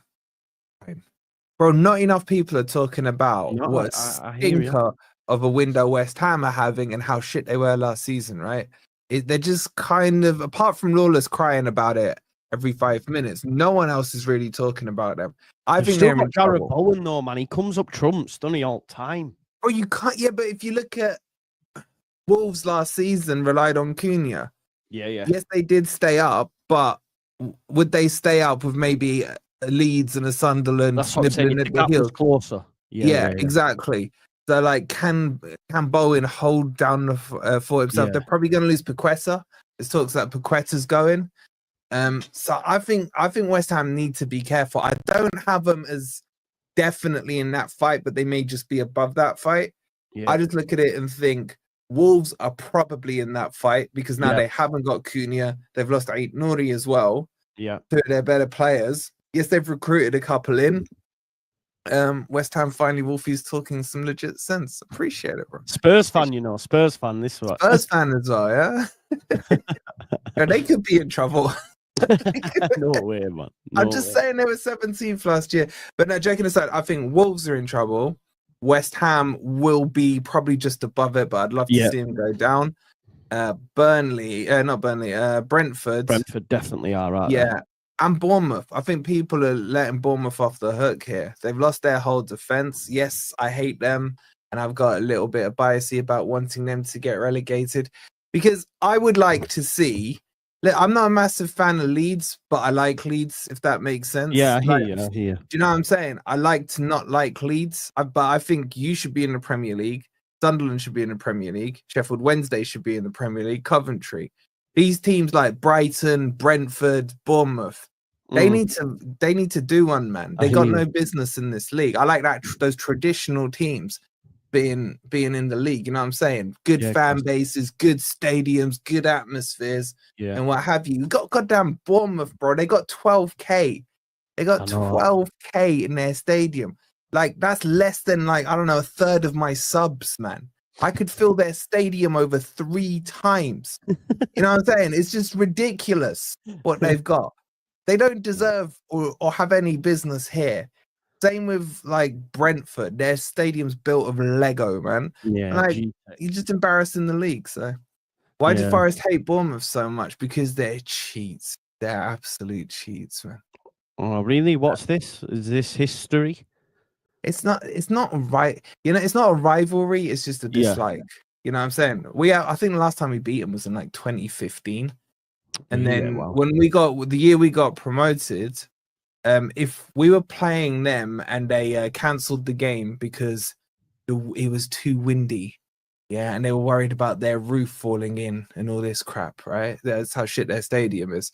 That game got kicked down towards probably like the last 4 or 5 games. I can't remember exactly where it was. But it was away at their place. We went and played them. I think it was Sturridge went through on goal, got cleaned out by the keeper, and the lines. It was a penalty, Stonewall penalty. Linesman flags it for offside. I am waiting for a couple of years' time when it's officially announced that he was on the take, that linesman, and then we ended up losing that game. They won 1-0, so they got the automatic spot, not us. I mean, we still went up, so it was fine, but they're just a scummy team, bro. They're just a scummy team. 2 seasons ago, we played them. Nuno's first match, I think it was. Willy Bolly got booked, and then he went into a tackle, won the ball. Yeah, the Bournemouth player, I can't remember who it is, stood on his foot, stamped on his foot. Bolly got a second yellow card and got sent off. And because it was a yellow card, VAR can't intervene. So they're just cheap, man, so much, man. And we haven't beat him since 2015, so it's like I hate him. Sounds salty, mate. It sounds salty to me. That one. It is a bit salty. I can't. Have you seen this new VAR rule? No, what's that? I don't know where it is. I'm sure someone in the chat will know. But they're talking about giving 2 challenges to the managers. Oh, for fuck's sake, man! You don't like it? No. Do you? I came up with this idea 3 years ago. No, hear my idea out. Right, go on then. Go on. This is my idea. You get rid of any VAR intervention. But it's there for. And then said, "Oh no, now we'll do it." Yeah. No. Yeah, we should have a star above our. When was our your badge. last European campaign? Was it was it O'Leary? Yeah, Was it that one? yeah, mate. Yeah. Oh, that feels like yesterday. Yours is this year, right? Well, yeah, this coming year. Yeah. The last How one do you before that was under Frank Clark, where we got to the quarters against Bayern Munich. The UEFA Cup. What was it called back then? It wasn't Europa. It was UEFA Cup, wasn't it, back then? Yeah, UEFA before Europa. Yeah, I Yeah. thought you meant before that. Yeah. No. I'm Was it thinking back Fairs to that team. before Was that the I'm not team where even you sure. had like Rio and Paducah? Yeah. That guy on the left that we don't talk about, Alan Smith, Decor, Don Matteo. Yeah, we had a top team. Was Woodgate in the team back then? Or was that dude? Yeah, no, he was. Yeah. But I was like, what happened to you, lot, man? Seriously. Money mismanagement, mate. Money mismanagement. At least that won't happen nowadays. Well, I say that it does still happen in the lower leagues, but I think one thing you'll say for PSR, I think people spend a lot more wisely now. Like at least there is that. But then you get absolute craziness going from Chelsea. They're still managing to get profits on players that nobody else would take from Saudi. They manage to make profits. They sell their women's football team. Villa have followed suit and done the same as well a day before the fucking, the PSR deadline. So it's all good bringing this in, but when people are like just taking a piss out of it as well, that's the thing. Like, I mean, you won't complain because obviously you did what you did. You got your points deduction, you moved, but it's frustrating. It nearly cost us. Yeah, true. But it's not fair. But I mean, you'll have this headache as well. How long have you been out now? 2 years, yeah? Yeah, 2 seasons. Yeah. So you will have your PSR is going to be well tight, bro, because you got the 13, 13, and the 35. Like, Yeah, how we're only is allowed that to lose fair? 60 million, I think. 60. Yeah, odd. how is that fair? It's mad, isn't it? How is Mad. that fair? Like, and this is, I did a bit with Kieran Maguire, and he was telling me the people that like the PSR the most are the likes of Crystal Palace. Of course, yeah, man. Them Yeah. teams, because they're never going to fight for a title. Yeah. They don't want to be relegated. They're quite happy. I think even John Textor came out the other day and said Parish is just happy each year being in that Premier League and that Premier League money. And I was like, when Kieran Maguire said it to me, I was like, shit, that makes sense. I've never seen it in that paradigm. I've always had it that Cartel 6, those bastards. They want to 100%. keep the other 14 down. But it's that chunk of teams just 17. above. Because in order for there to be a change, there has to be so many vote for it, right? And the teams that are comfortable in the Premier League are not going to vote that could potentially jeopardise their place in the Premier League. No way. I agree with you, mate. Like it's Sunderland will be even worse. Sunderland will have what we had. All three are at 13. All 3 years. No. Well, Sunderland are in a good position from PSR because all their buys, they were all young, and obviously they sold Bellingham as well. So like they were expected to go up. I think you've been spending cash for a while, whereas they. You know what I mean? Is their allowance is way smaller. Oh, yeah. The allowable losses. Yeah, so they'll have Yeah. 13, 13, 13. What's that? 26. Wait, how much is that? I think newly promoted teams are just allowed to lose 60 odd million across the board, no? In a couple of you can lose in a Premier League team, you can lose 35. In a championship, I think they'll have 39 mil. I can't remember the numbers, bro. I had to do bare videos on these when it happened. Yeah, no, it's 105. Someone in the chat will check. I think it was 13 or 17 or something. Yeah. But their PSR will be good. Like you said, but it's still not fair on them. Not that I really care if they stay or go, but I've been there, man. It's not a comfortable ride. No, exactly. That's what I mean. It's frustrating, mate. But talk to me about your European campaign. Are you using Europa League now instead of Conference? Don't know. You don't know what's happening yet? Still don't know. Apparently, we'll find out next week. Because Parish, the idiot, has dragged Forest into this now. You know how all the Palace fans and you were saying snitches, snitches, snitches when we didn't snitch, right? Palace actually snitched. They literally named Forest and Leon in their case to CAS, the Court of Arbitration of Sport. All right, so Forest have now been allowed to send legal representation into the case, which apparently is getting heard next week. And the draw, I think, is on the 4th anyway. So it is such a mess, man. And it's saying, well done, Parish, man. We didn't do anything wrong. There's Nothing. been a bit. Oh, I don't know, though. Like, you bought 3 players from Botafogo, which is Textor's. What's that got to do with Palace? Yeah, but haven't you helped out Leon? Well, you know, there's a working relationship there, bro. Like, what's that? What's that going? You buy and sell from clubs all the time. What? Have Chelsea helped Brighton? No, like, but this sounds like some of that Chelsea Villa stuff that people tried to defend before a couple of seasons ago, where Chelsea bought like no-mark Villa prospects that no one had heard of for like 30 million, and we were all like, eh.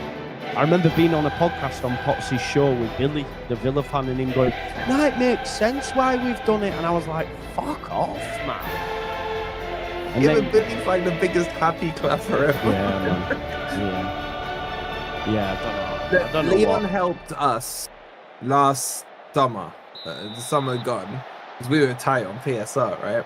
So but we did it with Newcastle as well. So we gave Newcastle Blackademus, his crappy Greek keeper. Still ain't getting. I don't know what's happened to him. He never played for him, right? No. They paid 22 million for him. We bought Elliot Anderson from them for 35. So basically a net of like 12, 13 million. The Anderson's well cheap. That helps them because Anderson was academy for them. So they got 35 on their PSR. It helped us as well because we made profit on Blackademus. Which is insane, man. He's not even fucking played. He didn't even get a squad number for. I don't think he got. And you paid see, this is what I'm saying. And you paid 22 million. Yeah, but it was going on between better clubs, man. Like you said, Villa then did it with Chelsea. I think Newcastle did it with Chelsea as well. 1 or 2 players. Brighton got a little bit involved. Yeah, because Brighton took was it a Dingra, and then Yeah, so it's all going on. And the Premier League were just sitting there going, we've taken note of it. You know, like in a Formula 1 race where it's like, we've noted the incident, nothing happened. So everyone just did it. But then on top of that, Leon then went and bought Mangala from us. They're taking him on loan. They paid us an 8 million fee loan for him. And then they bought him. And I think we paid about 12.5 mil for him. They paid something like 28 mil. I can't remember the number off the top of my head. So they overpaid what he was worth. And then they bought Niokate off us as well, the defender. And they paid about 27 mil for him. And then about 2 weeks later, Leon got announced in serious financial trouble as well, man, after sorting us out. So they just really liked the players and they valued them at, I think, a market rate price. So I didn't see too much of an issue with it. I didn't even know this as well, mate. I didn't even realise this had gone on today. I've just checked on Twitter. So now Everton have sold.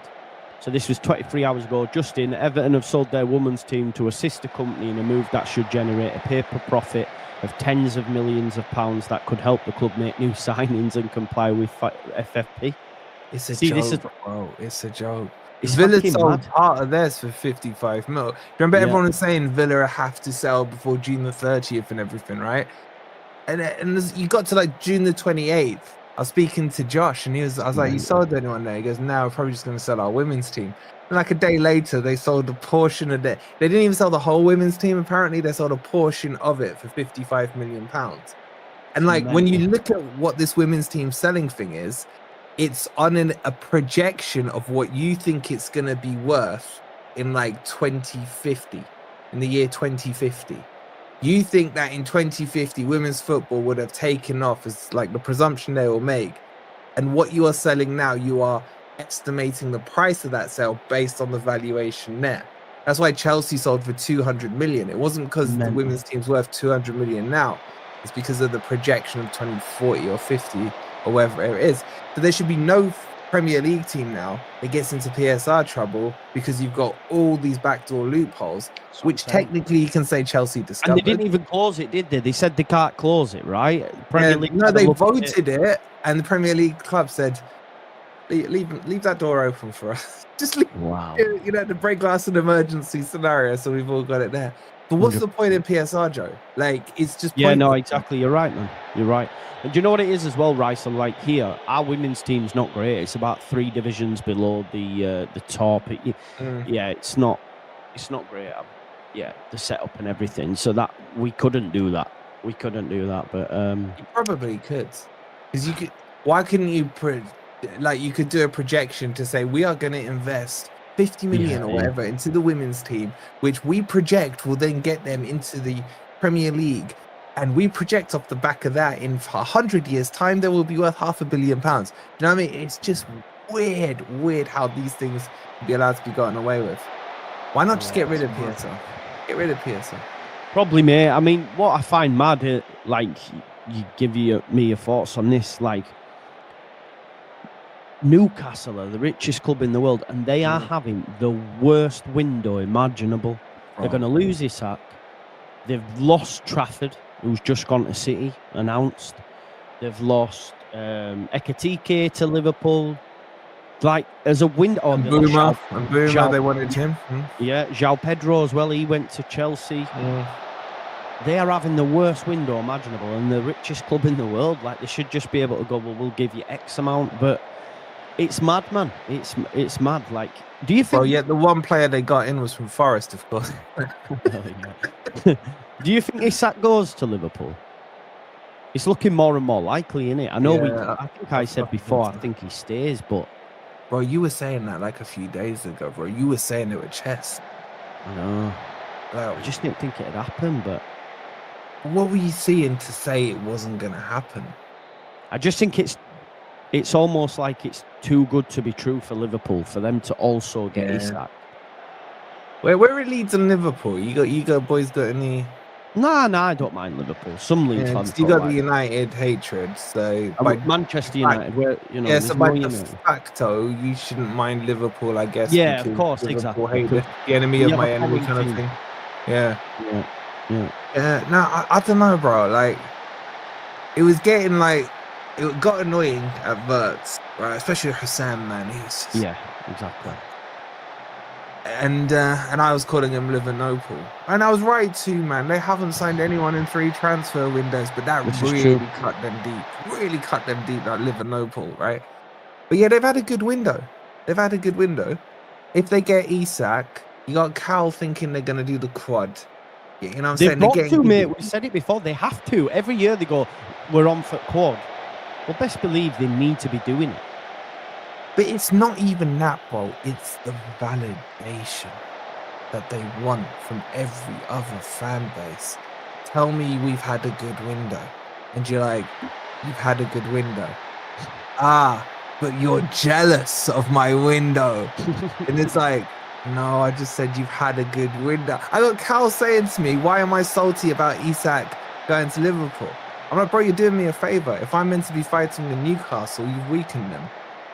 You know what I'm saying? I was like, it's not that deep for me if he goes to your team. Stop looking for the validation. So there is that element to it. But if they build this super Galactico squad, they better do a quad. They better do a quad. No, they have to. You'll have them downplaying it though, Joe. But, no, if we win the league and maybe a domestic trophy, cool. Nah, man, you're spending nearly 600 million in this window, so go do a quad. Yeah, they have to do something. Like, honestly, like this far and away eclipses that window where they brought in Alisson and they brought in Van Dijk, right? If they were to go Verts, Frimpong, Kerkez, Ekitike, and then Isak, like, with what they already had as well, obviously winning the league, it's insane, man. It's insane. Do you reckon it'll work, like with the new fullbacks? Because obviously Trent is a big miss. He is, because he's a G&A fucking. He just gets it every season. Yeah. Obviously Andy Robertson's been there for years. Do you expect these two to To be honest, I don't think Frimpong is going to play as much as people think because Connor Bradley's there I think as Bradley's well. better. I think he's Yeah, better. Bradley's Yeah. good, man. Bradley is good. I don't know, bro. Like, you know, the problem with doing this YouTube thing is all your natural feelings about teams you didn't mind and teams you hated Change, don't they? Because it of the- yeah, changes because of people. You know, 100%. I get it. I get you it. get what I'm saying? Yeah. So it's This like is why the majority of the Premier League, I don't mind them, hate Arsenal. I genuinely don't mind them because obviously growing up, Wenger came in, they built that six side and they challenged they Manchester stopped United. Man U. Thank you. Exactly. So that Thank for you. me was Yeah. like, I like Arsenal and they were all French and they were Yes. ballers. So I didn't mind them. Quality But team. there is so many now, even of a certain age. Obviously, we're a bit older, but like those young ones, they just can't stand Arsenal because of their fans, man. They're mad, aren't they? But it's like, you know what? What you said is spot on. I hate United so much, bro. When you've Manchester grown up on United. Man- You yeah, need man, to come away from the sorry. United on here. Sorry, Manchester United. So much, bro. Because you'll know it. Growing up, they cheated away. The Cantona deal even annoyed me, right? It wasn't taken from me. Am I allowed to say his name on here? I don't know. Yeah, man. Yeah. But you know what I'm saying? It was just I Welcome back hated to watching. I the hated City. seeing that red-nosed prick on my TV every match of the day and all this stuff, the way they cheated their way to titles. What is going and on, everything. people? Hated their guts, right? But I'm loving seeing their demise now. So much so. And then when exactly what you said, when Arsenal were challenging against United. Manchester and- United. Yeah, Manchester United. We'll get you there, mate. We'll get you there.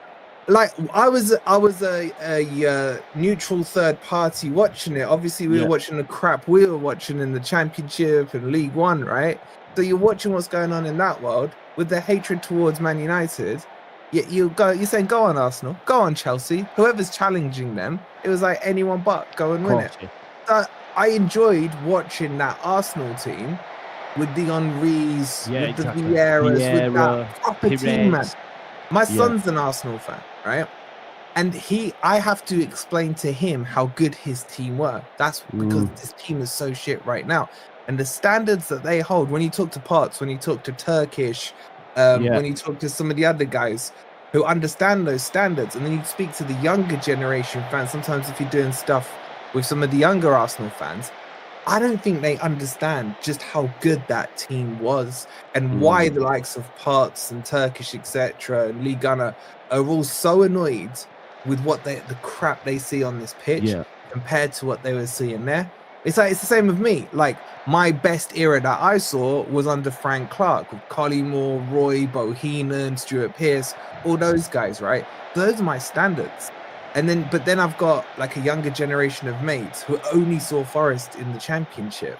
So when I'm holding Forest to those accounts, and then I've got older fans who will hold Forest to the accounts of the European Championship team under Cloughy. So it's about your standards, but I don't think there's a more split by age fan base than the Arsenal fan base. No, You got yeah, the true. ones who are old enough, and then you got the Gen Z or whatever they're called now, and it's two different ones. When I talk to my son, how you feeling about Arsenal? He's like, yeah, we've improved. Ramble on YouTube with me, Adam Booker. Adam, good summer. How have you been? Yeah, not too bad. Saw you. Came. We're aiming for 5k subscribers. Questions, and the first one isn't from you, it's from a different Adam B.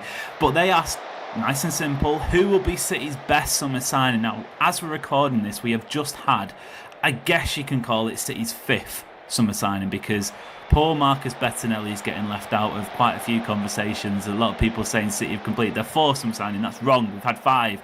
So we've got to pick from Ryan Shirky, Tajani Reinders, Ryan Aït-Nouri, all 3 of which we have seen already, obviously Marcus Bettinelli, and then more recently James Trafford. A decent crop there, right across the field, right across the positions. City's best summer signing, this time in 12 months, well, maybe 10 months or so. Who do you reckon we'll be saying? I think there's a short-term answer and there's a long-term answer. I think in the short term, the summer signing that best helps City get back to competing for titles now is Tajani Reinders. Nice. I think he is, a Borussia Dortmund Ilkay Gundogan type player. He's going to be so useful for City at both ends of the pitch in midfield. He's going to give you a bit more cut and thrust from midfield than you had last season when it was, the Unks, Gundogan and Kovacic a bit more.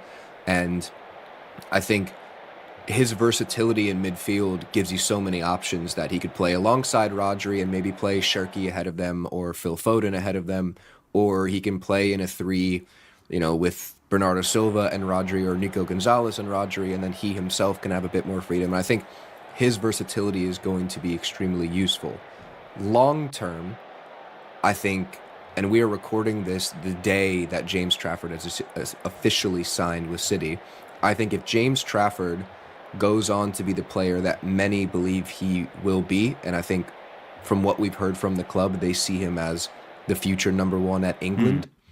If he goes on to be the future England number 1, replaces Ederson, and is the mainstay goalkeeper for a decade, I think we'll look back on that signing from this summer as the signing of this summer. Interesting. Nice variety, because I'm actually going to say somebody different. I'm going to say one of the Ryans. I'm going to go Ryan Aït-Nouri, actually. And it could very easily be Ryan Cherki, let's be honest. He's obviously got the quality and he's got the potential to stand on his head and almost assume, not necessarily exactly the same, but take over from Kevin De Bruyne in that role. But I feel like maybe just predicting what might happen, he'll start a few games on the bench. He'll be eased into it. He's still very young, even though we've known about him for a good number of years. I'm going Ryan Aït-Nouri. I think it's twofold, possibly threefold, 2.5-fold. You've got, first of all, a brand new left back coming in. And I mean, how long has it been since City actually played with a proper left back? We've had, ones that have come in and out, who shall not be named amongst them. Then you've had centre backs playing there. You've had right backs or right-footed full backs playing on that left-hand side and inverting. No, this is a left back, an out and out, up and down, side to side left back, and I feel like that could be transformative to City's game. But I also feel like one thing, probably since the Cancelo days when he was inverting on that side, City have just lacked, or City's left winger in particular, has just lacked somebody in that position to help them out, overlap.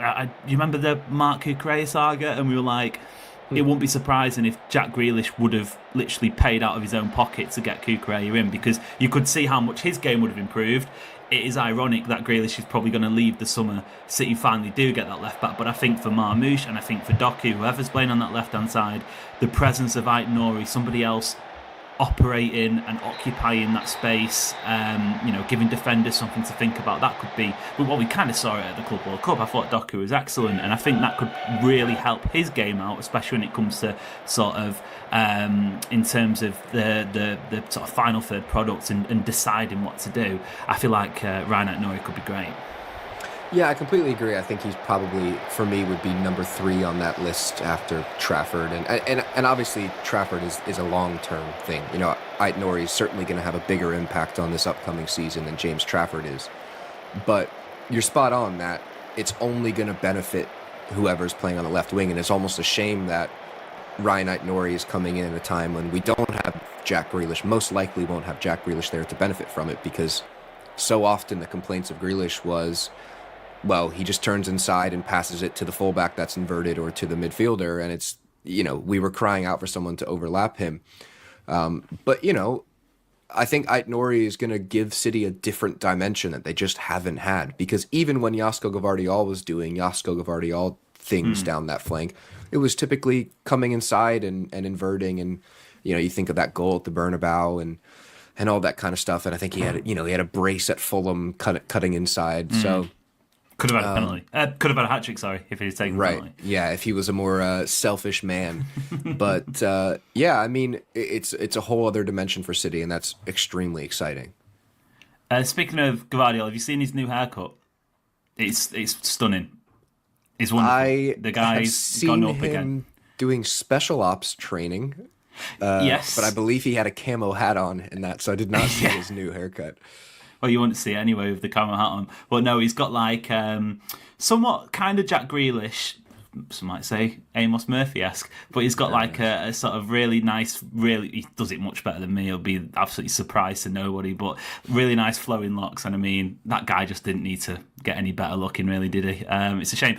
Before we move on to that, I should say we've done a video on this channel on James Trafford. Personally, I'm absolutely buzzing for him. I think it's the perfect outcome to have him coming on in alongside Ederson. I'd have backed him to make an impact if it had been alongside Ortega and those two battling for the number 1 spot. But I think, I've shared my opinion on that already.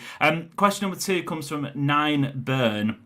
What would it take for Rodri to go to Real Madrid? Trades, money, etc., etc. Now, this is obviously on the back of what is now, I guess, an expired or an old news story we had earlier in the week that Real Madrid were looking to potentially submit an offer or submit a bid for Rodri this summer. There's talk about 100 million quid. He's got, I want to say, 2 summers left on his contract currently. There's now talk that a big contract offer is on the table from Manchester City, almost sort of taking Kevin De Bruyne's wage or putting him up alongside Erling Haaland. He's 29, so he's obviously sort of towards the, you would say, maybe peak years of his career, just come back from an ACL. Real Madrid have